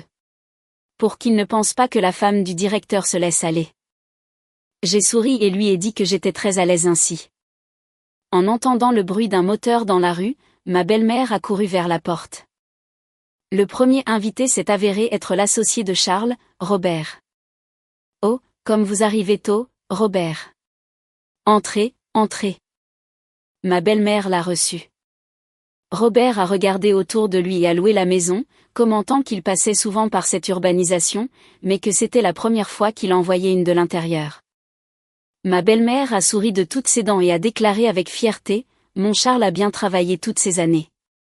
Pour pouvoir acheter ce chalet, il en a choisi un bien grand exprès pour que je sois à mon aise. » Ma main, qui reposait sur le dossier d'une chaise, est restée immobile.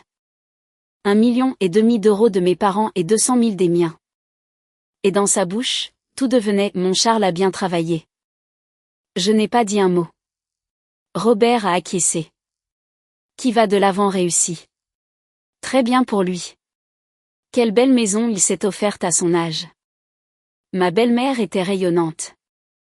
Je me suis tournée vers la fenêtre. Les gens n'osent mentir avec tant d'impudence que lorsqu'ils sont sûrs que ceux qui connaissent la vérité se tairont.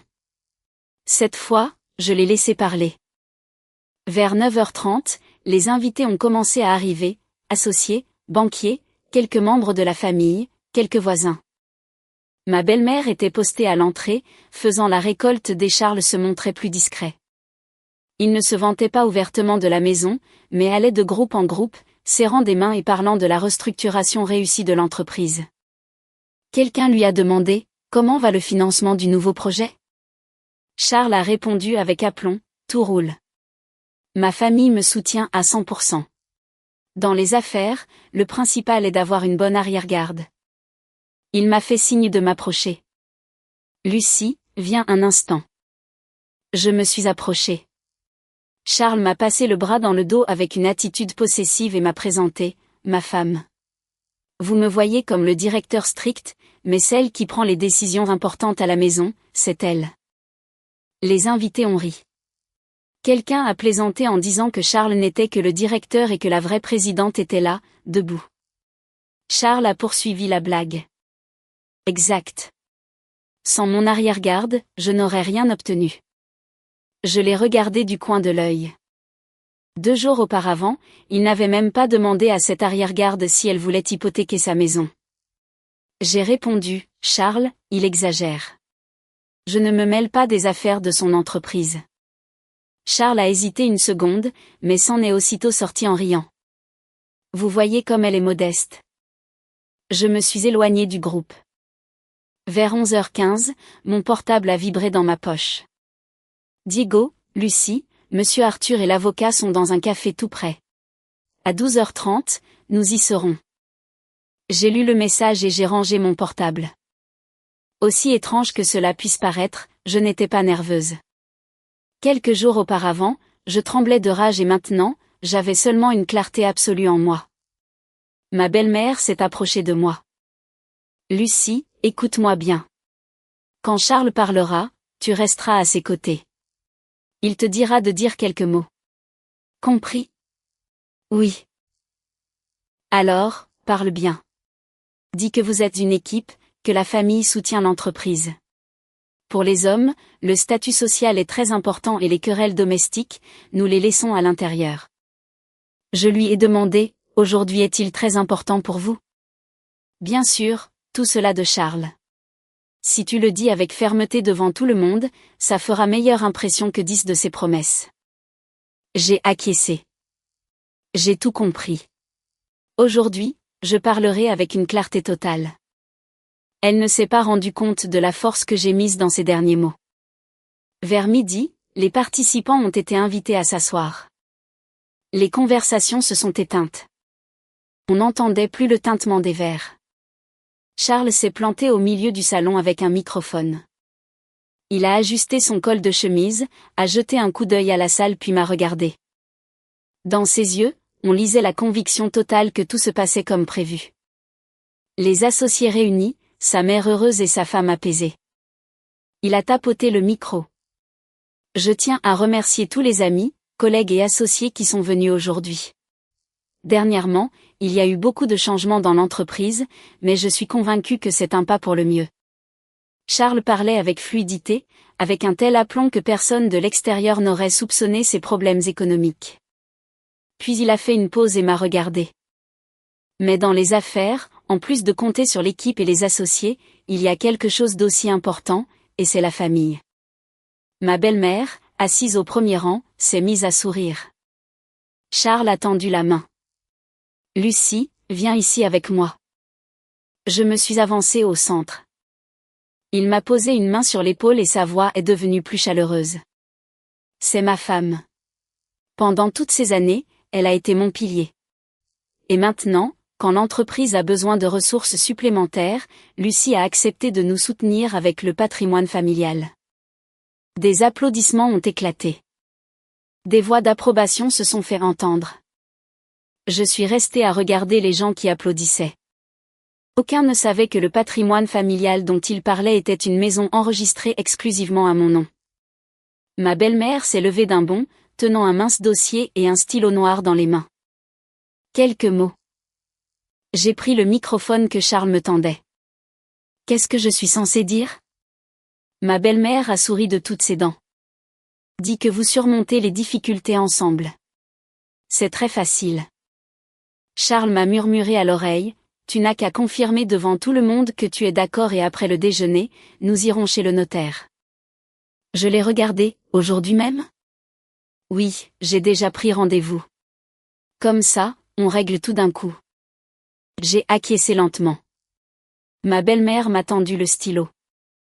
Dans la santé et dans la maladie, c'est ainsi que les mariages doivent vivre. J'ai pris le stylo et j'ai demandé, Dolores, êtes-vous sûre que c'est le meilleur jour pour faire cela? Dolores a pensé que je reculais et m'a parlé avec douceur. Bien sûr que oui. C'est le jour idéal. Tout le monde est là. Si tu dis quelques mots, ton mari gagnera beaucoup de prestige. La maison ne va nulle part. Ce n'est qu'une formalité. Charles est également intervenu. Lucie, ne sois pas nerveuse. Je t'ai déjà tout expliqué. Quelqu'un dans le public a plaisanté de bonne foi, pourquoi la poussez-vous tant? Charles va lui céder les pouvoirs de l'entreprise. Charles a ri. Non, ce ne sont pas de simples formalités économiques. J'ai regardé le dossier. La feuille supérieure était une déclaration de consentement pour la constitution d'hypothèque. Les documents vraiment sérieux, comme je le pressentais. Ils nous attendaient chez le notaire. Il n'était pas assez stupide pour me faire signer un contrat hypothécaire complet devant les invités. Il voulait juste mon oui en public pour ensuite utiliser ses applaudissements comme mesure de pression. J'ai approché la pointe du stylo de la ligne de signature. Le silence s'est fait dans la salle. Ma belle-mère a retenu sa respiration. Charles souriait légèrement et juste à ce moment-là, la sonnette de la porte a retenti. Une fois, puis une autre. Ma belle-mère a froncé les sourcils. Qui d'autre est arrivé maintenant? Charles a regardé sa montre. Ce doit être quelqu'un qui arrive en retard, que quelqu'un ouvre, s'il vous plaît. Je tenais toujours le stylo sans baisser la main. Charles m'a murmuré, tu signes. Je m'en occupe. Je lui ai répondu, je n'ai aucune hâte. À peine une minute plus tard, on a entendu des pas venant de la rue.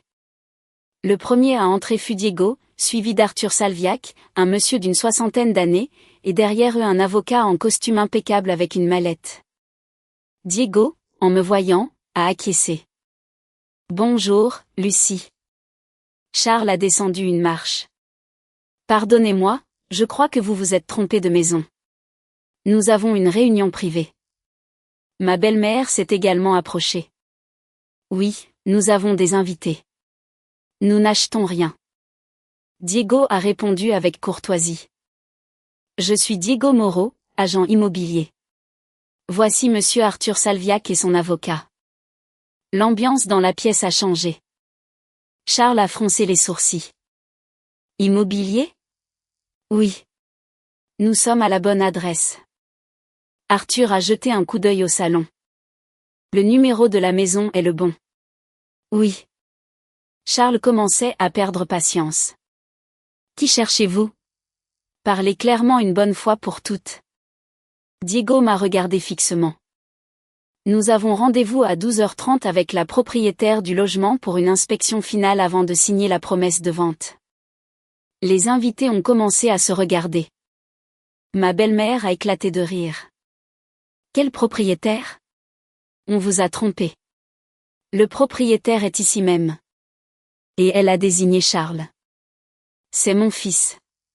Nous vivons ici. Personne ne vend la maison. Je l'ai regardée. Il y a quelques minutes à peine, elle me suppliait de sauver l'entreprise avec cette maison et maintenant elle appelait son fils le propriétaire ouvertement. Diego a hésité et m'a regardé. Je me suis écarté de Charles. Il s'est tourné vers moi brusquement. Lucie, connais-tu ces gens? Je n'ai pas eu le temps de répondre. Ma belle-mère a sauté. Pourquoi as-tu appelé un agent immobilier? J'ai posé le stylo noir sur la table. Il a roulé sur les documents de Charles. Diego a prononcé clairement, Lucie a fixé le rendez-vous. La partie de monsieur Arthur a examiné la documentation. Si tout est en ordre, nous signerons le contrat de promesse de vente aujourd'hui. Un silence sépulcral est tombé sur le salon. Charles me regardait comme s'il ne comprenait soudainement plus l'espagnol. Quelle promesse? Je lui ai soutenu le regard. Ma belle-mère s'est approchée, se plantant devant moi. Lucie, qu'est-ce qui se passe ici? Je n'ai rien répondu. Je me suis contentée d'ouvrir lentement mon sac, que j'avais laissé sur un fauteuil dès le début de l'événement. J'ai sorti l'original des titres de propriété du registre foncier et je l'ai posé sur la table. Dans le salon, un silence si absolu s'est fait qu'on pouvait entendre les gens respirer. Charles est resté à regarder le document. Son visage est devenu blanc comme cire. Lucie, quel est ce numéro? Je n'ai pas répondu immédiatement. J'ai balayé du regard les invités, ma belle-mère, mon mari et l'acheteur. Puis j'ai pris le microphone. Je demande pardon à toutes les personnes présentes d'interrompre cette réunion, mais je me sens obligée de clarifier quelque chose, car cette maison a été nommée trop fréquemment comme si elle appartenait à mon mari. Ma belle-mère a coupé court. Lucie, les affaires de la maison, nous en parlerons plus tard. Il y a des visites. Je l'ai regardé. C'est précisément parce qu'il y a des visites que je dois remettre les choses à leur place. Dolores vient de dire que le propriétaire de la maison est Charles. C'est faux. Le silence est devenu coupant. J'ai levé les titres. Ce chalet a été acheté il y a 5 ans pour 1 700 000 €. 1,5 million était l'argent de mes parents qui ont vendu leur terre. 200 000 € étaient mes économies personnelles. Sur les titres de propriété figure un seul nom. Le mien, Lucie Normand. Charles a fait un pas vers moi. Lucie, qu'est-ce que c'est que ça? Nous sommes mari et femme. Nous ne faisons qu'un. Je me suis tournée vers lui. Le fait que nous ne fassions qu'un ne signifie pas que mes biens deviennent les tiens par magie, et encore moins que d'autres puissent s'approprier le mérite de l'effort de mes parents. Le visage de ma belle-mère s'est couvert de rougeur. Que insinuez-vous? Ai-je jamais réclamé cette maison? Vous ne l'avez pas dit avec ces mots, Dolores, mais vous avez souvent appelé cette maison la maison de Charles et parfois même votre propre maison. Elle a soufflé. C'est que j'ai l'habitude de le dire ainsi. Il fallait que tu m'humilies devant tout le monde. J'ai laissé échapper un rire sans joie. Ah, mais vous savez ce qu'est l'humiliation? La salle a retenu son souffle. J'ai continué. Il y a 3 jours, la maison de mes parents a subi de graves dommages à cause de la tempête. Ils sont venus à Madrid pour attendre que cela passe. À 3 heures du matin, ils étaient ici même, au portail de la rue. Dolores a détourné le regard. Mon père souffre d'arthrose. Ils ont marché sous la pluie battante près de 2 kilomètres. Mais on ne leur a pas ouvert la porte. Un murmure étouffé a parcouru la salle. J'ai regardé ma belle-mère. La raison était un tapis à 3000 € qui venait d'être nettoyé et un parquet brillant. Une femme dans le public a laissé échapper « Mon Dieu !» Mes parents ont supplié qu'on les laisse au moins sous le porche du jardin, mais on leur a refusé. On leur a ordonné d'attendre jusqu'à 7 heures du matin que l'aide ménagère arrive. Charles est intervenu à toute vitesse. Tu ne racontes qu'une version de l'histoire. Ma mère avait peur que la maison ne se salisse. Elle n'a pas chassé tes parents. Je me suis tournée vers lui. Étais-tu à la maison cette nuit-là, Charles? Il a hésité. As-tu vu par les caméras comment ils étaient sous la pluie? Il est resté silencieux. As-tu entendu ma mère dire que mon père avait mal aux jambes? Il a serré les lèvres. Tu as entendu, mais tu es quand même allé dormir. Plus personne n'a dit un mot. L'associé qui avait ri avec Charles le matin a baissé les yeux. Ma belle-mère a éclaté en sanglots. C'est fini. Tes parents sont vivants et en bonne santé. Tu vas vendre la maison juste parce qu'ils sont restés quelques heures dehors? Je l'ai regardé. Non, Dolores. Si ça s'était arrêté là, je n'en serais pas arrivé là. J'ai jeté les documents financiers de Charles sur la table. Son visage s'est décomposé. C'est la deuxième partie de l'histoire. Charles s'est précipité sur la table. Pourquoi as-tu pris mes papiers? Ils étaient sur la table dans le bureau. J'ai seulement regardé ce qui concernait mon patrimoine. Je me suis adressée aux invités. L'entreprise de Charles a des problèmes d'argent. Ils ont un déficit de liquidité de plus d'1 million d'euros. Dans le plan de présentation des garanties hypothécaires, cette maison figure précisément. Plusieurs personnes ont échangé des regards. J'ai continué. Aujourd'hui même, j'avais un rendez-vous chez le notaire et avant d'y aller, il avait l'intention d'annoncer publiquement que j'étais d'accord. Bien que je n'ai absolument rien signé. L'un des associés a demandé, Charles, alors Lucie n'avait pas donné son consentement pour hypothéquer la maison? Charles s'est tu. La réponse a flotté dans l'air. Ma belle-mère a paniqué et sa voix est devenue caressante. Lucie. Je ne comprends rien à l'entreprise.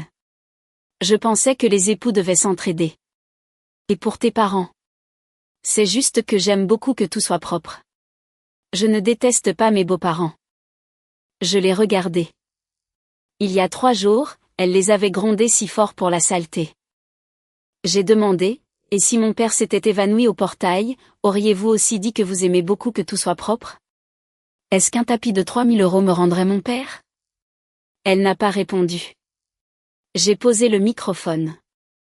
J'ai poussé un profond soupir. Mes mains ne tremblaient pas. Il n'y avait plus de bruit de verre, ni de toast, ni personne ne parlait de l'union de la famille. Charles était blanc comme un mur et sa mère détournait le regard. J'ai rouvert les titres de propriété et je les ai posés devant Arthur Salviac et son avocat. J'ai dit tout ce que j'avais à dire. Qui est la propriétaire de la maison? C'est clair maintenant. Monsieur Arthur a fait un signe à son avocat. Très bien. Les affaires de famille ne me concernent pas. Je ne traite qu'avec le titulaire légal. J'ai acquiescé. Bien sûr. J'ai de nouveau regardé Charles. Pour la première fois depuis de nombreuses années, il ne se sentait plus le propriétaire de cette maison. Il était simplement debout au milieu de ses fausses promesses, de ses chiffres cachés et d'une vérité qui ne pouvait plus être arrangée en disant « Nous ne faisons qu'un ». Je ne ressentais aucune joie. Je me sentais simplement légère. Au moins, maintenant, personne ne pourrait jouer avec ce qui était à moi. Arthur n'a pas signé de papier tout de suite. Il a fait le tour du rez-de-chaussée, a regardé le salon, la cuisine et le jardin arrière, puis est monté aux étages supérieurs avec son avocat et Diego. Je suis restée en bas. Dès qu'ils ont disparu par les escaliers, Charles s'est précipité vers moi. « Lucie, tu es sérieuse ?» Je lui ai répondu, « Parle bas. Tes invités sont toujours là. » Il a sifflé en serrant les dents. « Tu fais venir un acheteur à une réunion avec mes associés et tu me demandes de parler bas ? Annule tout ça. Si tu es en colère, nous en parlons seuls. Si tu vends la maison, mon entreprise coule. » Je l'ai regardé fixement un bon moment. Encore une fois. La première chose à laquelle il pensait était son entreprise, pas mon père, pas ma mère, pas le fait de les avoir abandonnés dans le froid. Ma belle-mère s'est aussi approchée et m'a tiré la manche. « Lucie, écoute-moi. Une maison de tant d'argent, ce n'est pas rien. Tu ne peux pas la vendre comme ça. » Je me suis dégagée brusquement. J'y ai très bien réfléchi. Vendre la maison juste quand ton mari a tant de mal. Précisément parce qu'il a du mal, j'ai compris ce que cette maison signifie pour vous. C'est juste le coussin pour sauver l'entreprise, n'est-ce pas ? Il s'est tu brusquement. Je n'ai rien ajouté. Environ 20 minutes plus tard, Arthur est descendu. L'avocat a ouvert sa mallette. L'état du logement correspond aux informations fournies. Si vous n'avez pas changé d'avis, nous sommes disposés à verser l'acompte et à signer la promesse de vente. Je n'ai pas changé d'avis. Charles a sauté. Un instant, c'est la maison où vit ma famille. Je suis son mari et je ne suis pas d'accord. L'avocat a demandé froidement, « Êtes-vous copropriétaire ? Avez-vous un document qui l'atteste ? » Charles a grincé des dents. « Nous vivons ensemble ici. Je vous demande uniquement la titularité légale. » Charles s'est tu. Diego a posé sur la table le contrat de promesse de vente déjà rédigé. Je me suis assise à la table. Prix de vente 1 900 000 €. Acompte de promesse de vente pénale 190 000 €. Délai de libération du logement, 72 heures. J'ai lu chaque ligne. Personne ne me pressait. Je ne voulais pas que la décision la plus importante que je prenais depuis des années soit qualifiée d'emportement émotionnel. Ma belle-mère derrière moi a dit, « Arrête de lire. Ne signe pas. » Je n'ai pas levé la tête. Je dois tout lire attentivement. Quoi, ici ? Certains s'attendaient à ce que je signe sans regarder. Charles est devenu pâle. J'ai montré du doigt la clause de libération. Monsieur Arthur, nous maintenons les 72 heures. Il a acquiescé. Oui, je n'en ai pas besoin avant. L'avocat a de nouveau expliqué toutes les conditions. Quand tout a été clair, j'ai pris un stylo. Cette fois, c'était le mien. J'ai apposé ma signature, Lucie Normand, dans la case de la partie vendeuse. Ma main n'a pas tremblé. Arthur Salviac a également signé. Un silence sépulcral a rempli le salon. 2 minutes plus tard, une notification a sonné sur mon portable, l'encaissement de 190 000 € sur mon compte bancaire. J'ai regardé l'écran et j'ai rangé le téléphone. Il n'y a eu aucune sensation de triomphe. C'était simplement la sensation d'avoir enfin trouvé une fenêtre par laquelle respirer de l'air frais. Après avoir été enfermé trop longtemps dans une pièce pleine de fumée. Arthur s'est levé. Lucie, dans 3 jours, j'attends les clés. Les démarches ultérieures se feront par l'intermédiaire des avocats. Il a dit au revoir à tout le monde et est parti avec Diego. À peine s'étaient-ils éloignés que Charles m'a saisi par le poignet. Allons-y. Je me suis dégagée. Dis-le ici. Je ne veux pas faire de cirque devant des étrangers. Tu parles de mon patrimoine devant des étrangers depuis ce matin. Le visage de Charles est devenu violet de rage. Il m'a traîné vers la sortie de la terrasse. Lucie, je t'en supplie. Nous pouvons rendre la compte. Je paie la pénalité du double de la compte. Je te demande juste de ne pas la vendre. Je lui ai demandé pourquoi. Il a fait un geste vers le salon. Cette maison est la seule chose que la banque acceptera comme garantie. Si tu la vends, il n'y aura pas de crédit.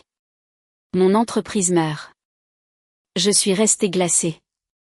Enfin, il disait ce qui lui importait le plus au monde. Pas une seule excuse pour mes parents. Juste la panique pour son entreprise. Je lui ai demandé, de toute la matinée, as-tu pensé une seule fois à demander pardon à mon père? Il a balbutié, nous ne parlons pas de ça maintenant. J'ai ri sans envie. Pour toi, bien sûr, que mes parents se gèlent sous la pluie n'a pas d'importance. Ton entreprise, c'est ça l'essentiel.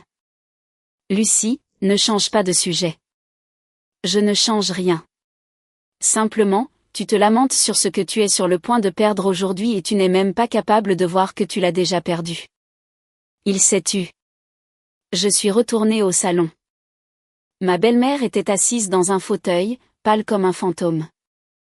La pièce qu'elle appelait sa maison était toujours la même, mais son regard avait changé. Je me suis approchée d'eux.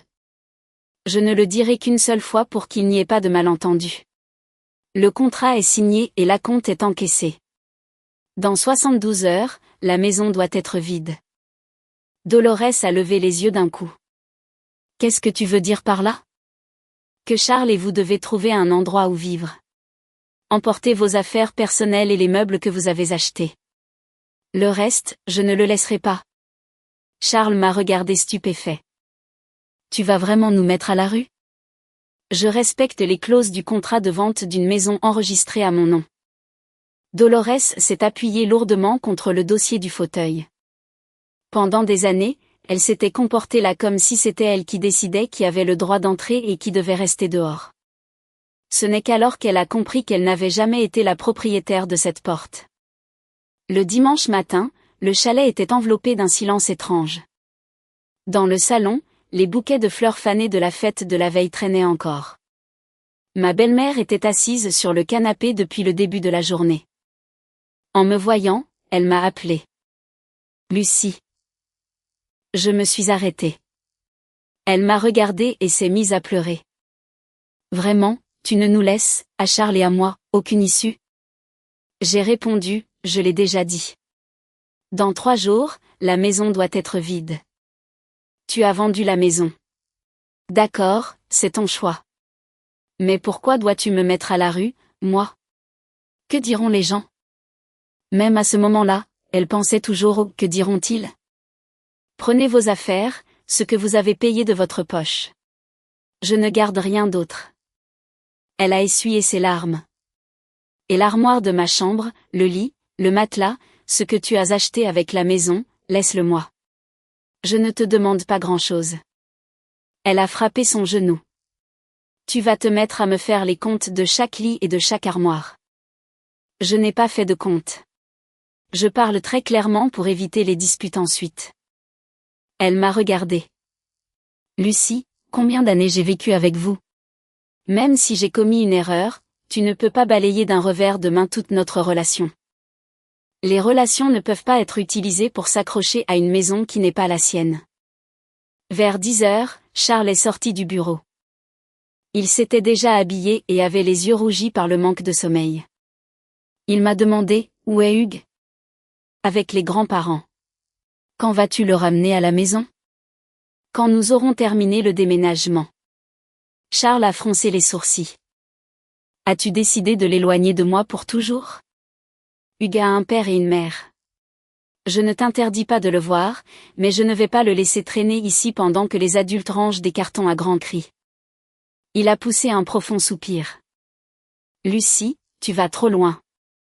Je respecte simplement les termes d'un contrat signé. À midi, la sonnette a retenti. C'était oncle Thomas, le frère de mon beau-père décédé. Il avait environ 60 ans et s'immisçait rarement dans nos affaires. En entrant dans la maison et en voyant les cartons empilés, il a soupiré. Lucie, j'ai appris par Charles ce qui s'est passé. Je suis venue parce que je ne veux pas que la famille s'effondre en 2 jours. Je lui ai proposé de s'asseoir. Oncle Thomas a dit lentement, mieux vaut un mauvais arrangement qu'un bon procès, comme on dit par ici. Vous êtes ensemble depuis plus de 10 ans. Vous avez un enfant. La mère de Charles a déjà un âge. Si elle a fait une bêtise, asseyez-vous et parlez-en. Mais vendre la maison et les mettre tous à la rue, c'est dépasser les bornes. Ma belle-mère s'est mise à pleurer instantanément. Regardez, je ne lui demandais rien. Elle s'est fâchée pour une seule chose et regardez où ça l'a menée. J'ai regardé oncle Thomas. Thomas, savez-vous ce qui s'est passé exactement? J'ai entendu dire que vous avez eu un différend avec les beaux-parents.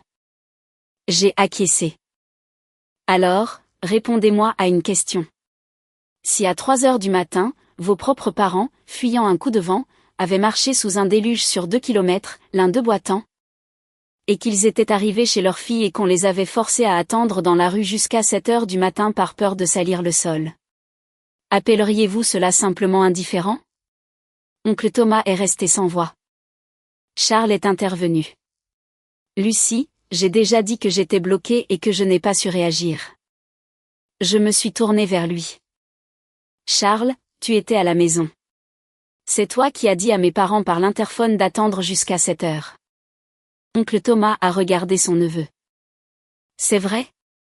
Charles s'est eu un bon moment puis a répondu, oui. Le visage de Thomas a changé. J'ai continué. Et puis j'ai appris que l'entreprise de Charles a des dettes de plus d'1 million d'euros. Dans le plan de viabilité, ils avaient inclus cette maison qui est à mon nom. Hier, ils pensaient annoncer devant tous les invités que j'étais d'accord et m'emmener illico chez le notaire. Oncle Thomas s'est tourné vers Charles. Tu ne m'avais rien dit de tout ça. Charles a commencé à s'excuser.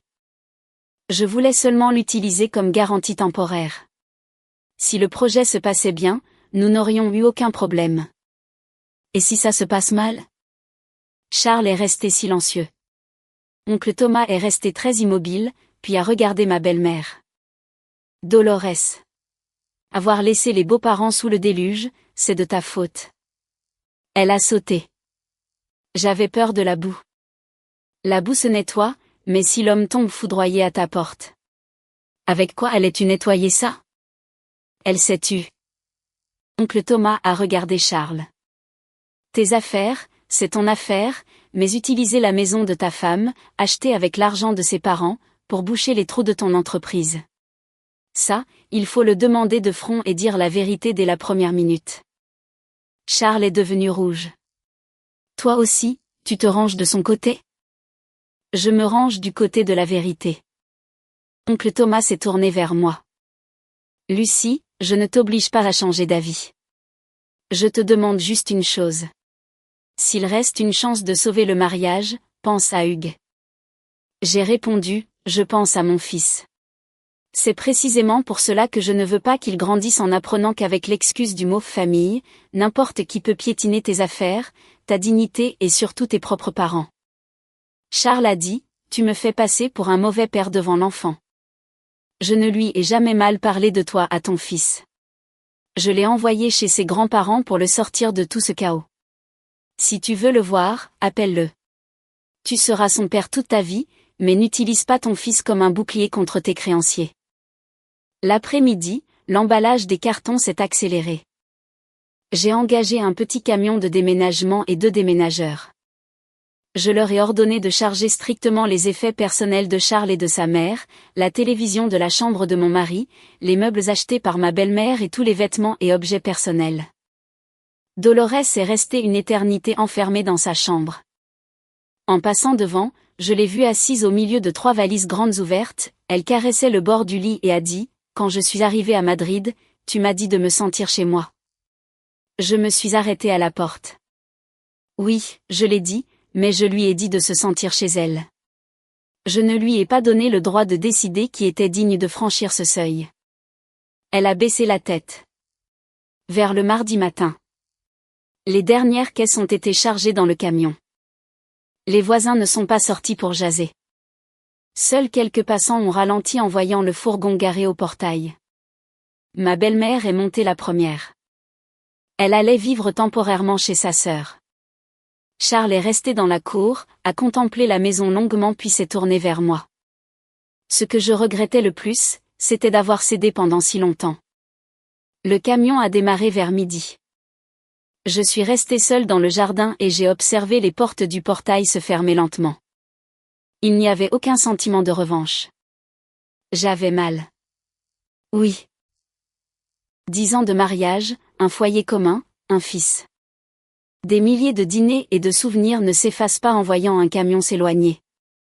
Mais à travers cette douleur, une autre sensation se frayait un chemin, le soulagement. Pour la première fois depuis longtemps, je n'avais pas à me demander à quoi je devais céder aujourd'hui pour contenter tout le monde.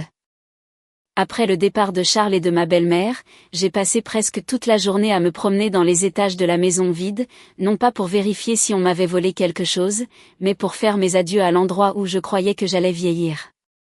Sur l'étagère de la chambre d'Hugues, il restait quelques bandes dessinées. Sur la terrasse, les géraniums que j'avais moi-même plantés la première année fleurissaient d'un rouge vif.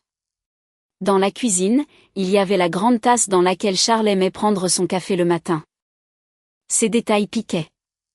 Un mariage de plus d'une décennie ne s'élimine pas avec un seul déménagement, mais parfois la maison semble resplendissante de l'extérieur, alors qu'à l'intérieur, elle est pleine de fissures depuis longtemps.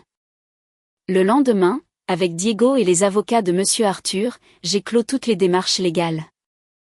Arthur m'a dit, j'achète une propriété, pas ses problèmes familiaux. Ce qui concerne la vente, nous allons le laisser impeccable. J'étais tout à fait d'accord. Après avoir rendu public le contrat, le reste de l'argent est entré sur mon compte. Je n'ai pas voulu acheter un autre chalet en banlieue. J'ai cherché un bon appartement de 4 pièces à Madrid-Capitale avec concierge, près de l'école d'Hugues et de mon entreprise. Le jour où j'ai emmené mon fils voir le nouvel appartement, il a parcouru toutes les pièces et m'a demandé « Maman, on vient vraiment vivre ici ?» C'est plus petit que la grande maison. Je lui ai souri. « Tu n'aimes pas ?» Il a secoué la tête. « Mais non. Ici, il fait comme plus chaud. » Je suis resté paralysé une seconde. Un enfant de 9 ans venait de mettre des mots sur quelque chose qu'il m'avait fallu des années pour comprendre. Les mètres carrés ne déterminent pas la paix qu'il y aura dans une maison. Hugues a choisi pour lui la chambre qui donnait sur la cour intérieure et a commencé à ranger ses livres.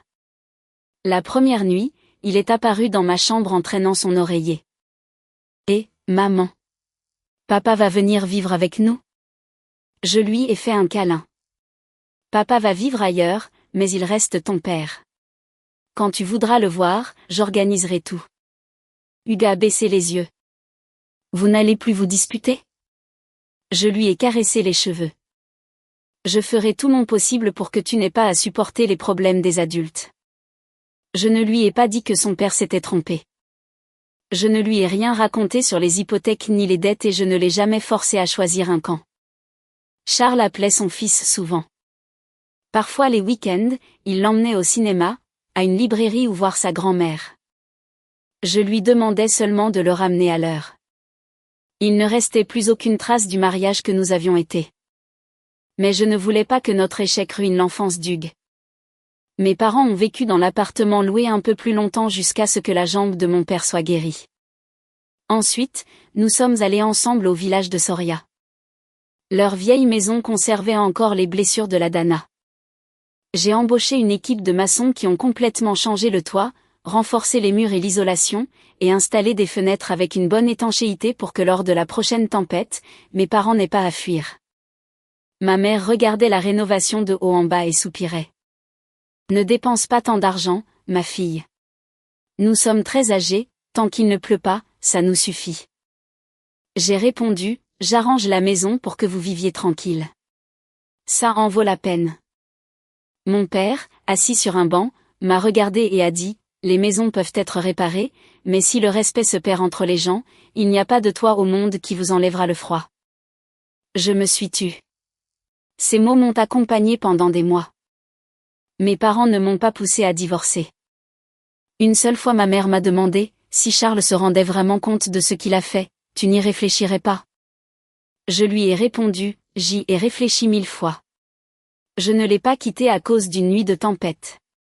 Simplement, cette nuit-là, j'ai vu son âme avec une clarté totale. Ma mère n'a plus posé de questions. Quant à Charles, s'étant retrouvé sans ma maison comme garantie, il a dû payer les pots cassés de son propre chef. Il a vendu la grosse voiture qu'il utilisait pour ses réunions. Il a quitté le bureau de la Cal Serrano pour réduire les dépenses. Il a dû brader sa participation à un projet en dessous du prix et s'engager dans de longues disputes avec les banques, demandant des prolongations. L'entreprise n'a pas fait faillite du jour au lendemain, il ne s'est pas retrouvé à la rue, mais pour la première fois de sa vie, il a dû répondre avec son propre patrimoine des erreurs qu'il commettait. Un jour, il m'a appelé après avoir ramené Hugues. Lucie, j'ai vendu la voiture. Nous avons dû licencier des gens au bureau. Je sais. Une pause s'est faite. Si ce jour-là tu m'avais donné un coup de main. J'ai demandé, tu penses toujours que le problème de tout ça, c'est que je ne t'ai pas donné un coup de main? Le silence s'est fait de l'autre côté de la ligne. Si un jour tu arrives à comprendre que le problème est que tu tenais pour acquis que ta femme avait l'obligation de se sacrifier pour toi comme si de rien n'était, peut-être qu'un jour tu te rendras compte pourquoi nous en sommes arrivés là. Il n'a pas su quoi dire. Ma belle-mère a déménagé provisoirement chez sa sœur. Fini le chalet de 4 étages et la femme de ménage a dû partager un espace réduit avec la famille de sa sœur. Certains membres de la famille m'ont dit qu'elle se plaignait souvent de la difficulté de vivre de près chez quelqu'un d'autre, toujours préoccupée par le « qu'en dira-t-on » et mesurant ses mots. En l'apprenant, je n'ai pas éclaté de rire. J'ai simplement pensé que peut-être pour la première fois de sa vie, elle avait compris ce que l'on ressent à vivre dans un endroit où l'on n'a ni voix ni vote. Plusieurs mois plus tard, j'ai entamé les démarches de divorce. Charles a d'abord résisté. Il m'a demandé de nous voir plusieurs fois, jurant qu'il pouvait changer. Je lui ai demandé, veux-tu changer parce que tu sais où tu t'es trompé? Ou parce que tu ne veux pas perdre ta famille? Il n'a pas su répondre. Finalement, nous avons signé le divorce d'un commun accord. J'ai gardé la garde d'Hugues. Charles me versait la pension alimentaire et voyait l'enfant régulièrement. Je n'avais pas besoin qu'il disparaisse de la surface de la terre. J'avais juste besoin de tracer une frontière inébranlable entre nous deux. En regardant en arrière. Je ne vois pas mon histoire comme une victoire de la famille de la femme sur celle du mari. Les parents des deux parties méritent un respect égal.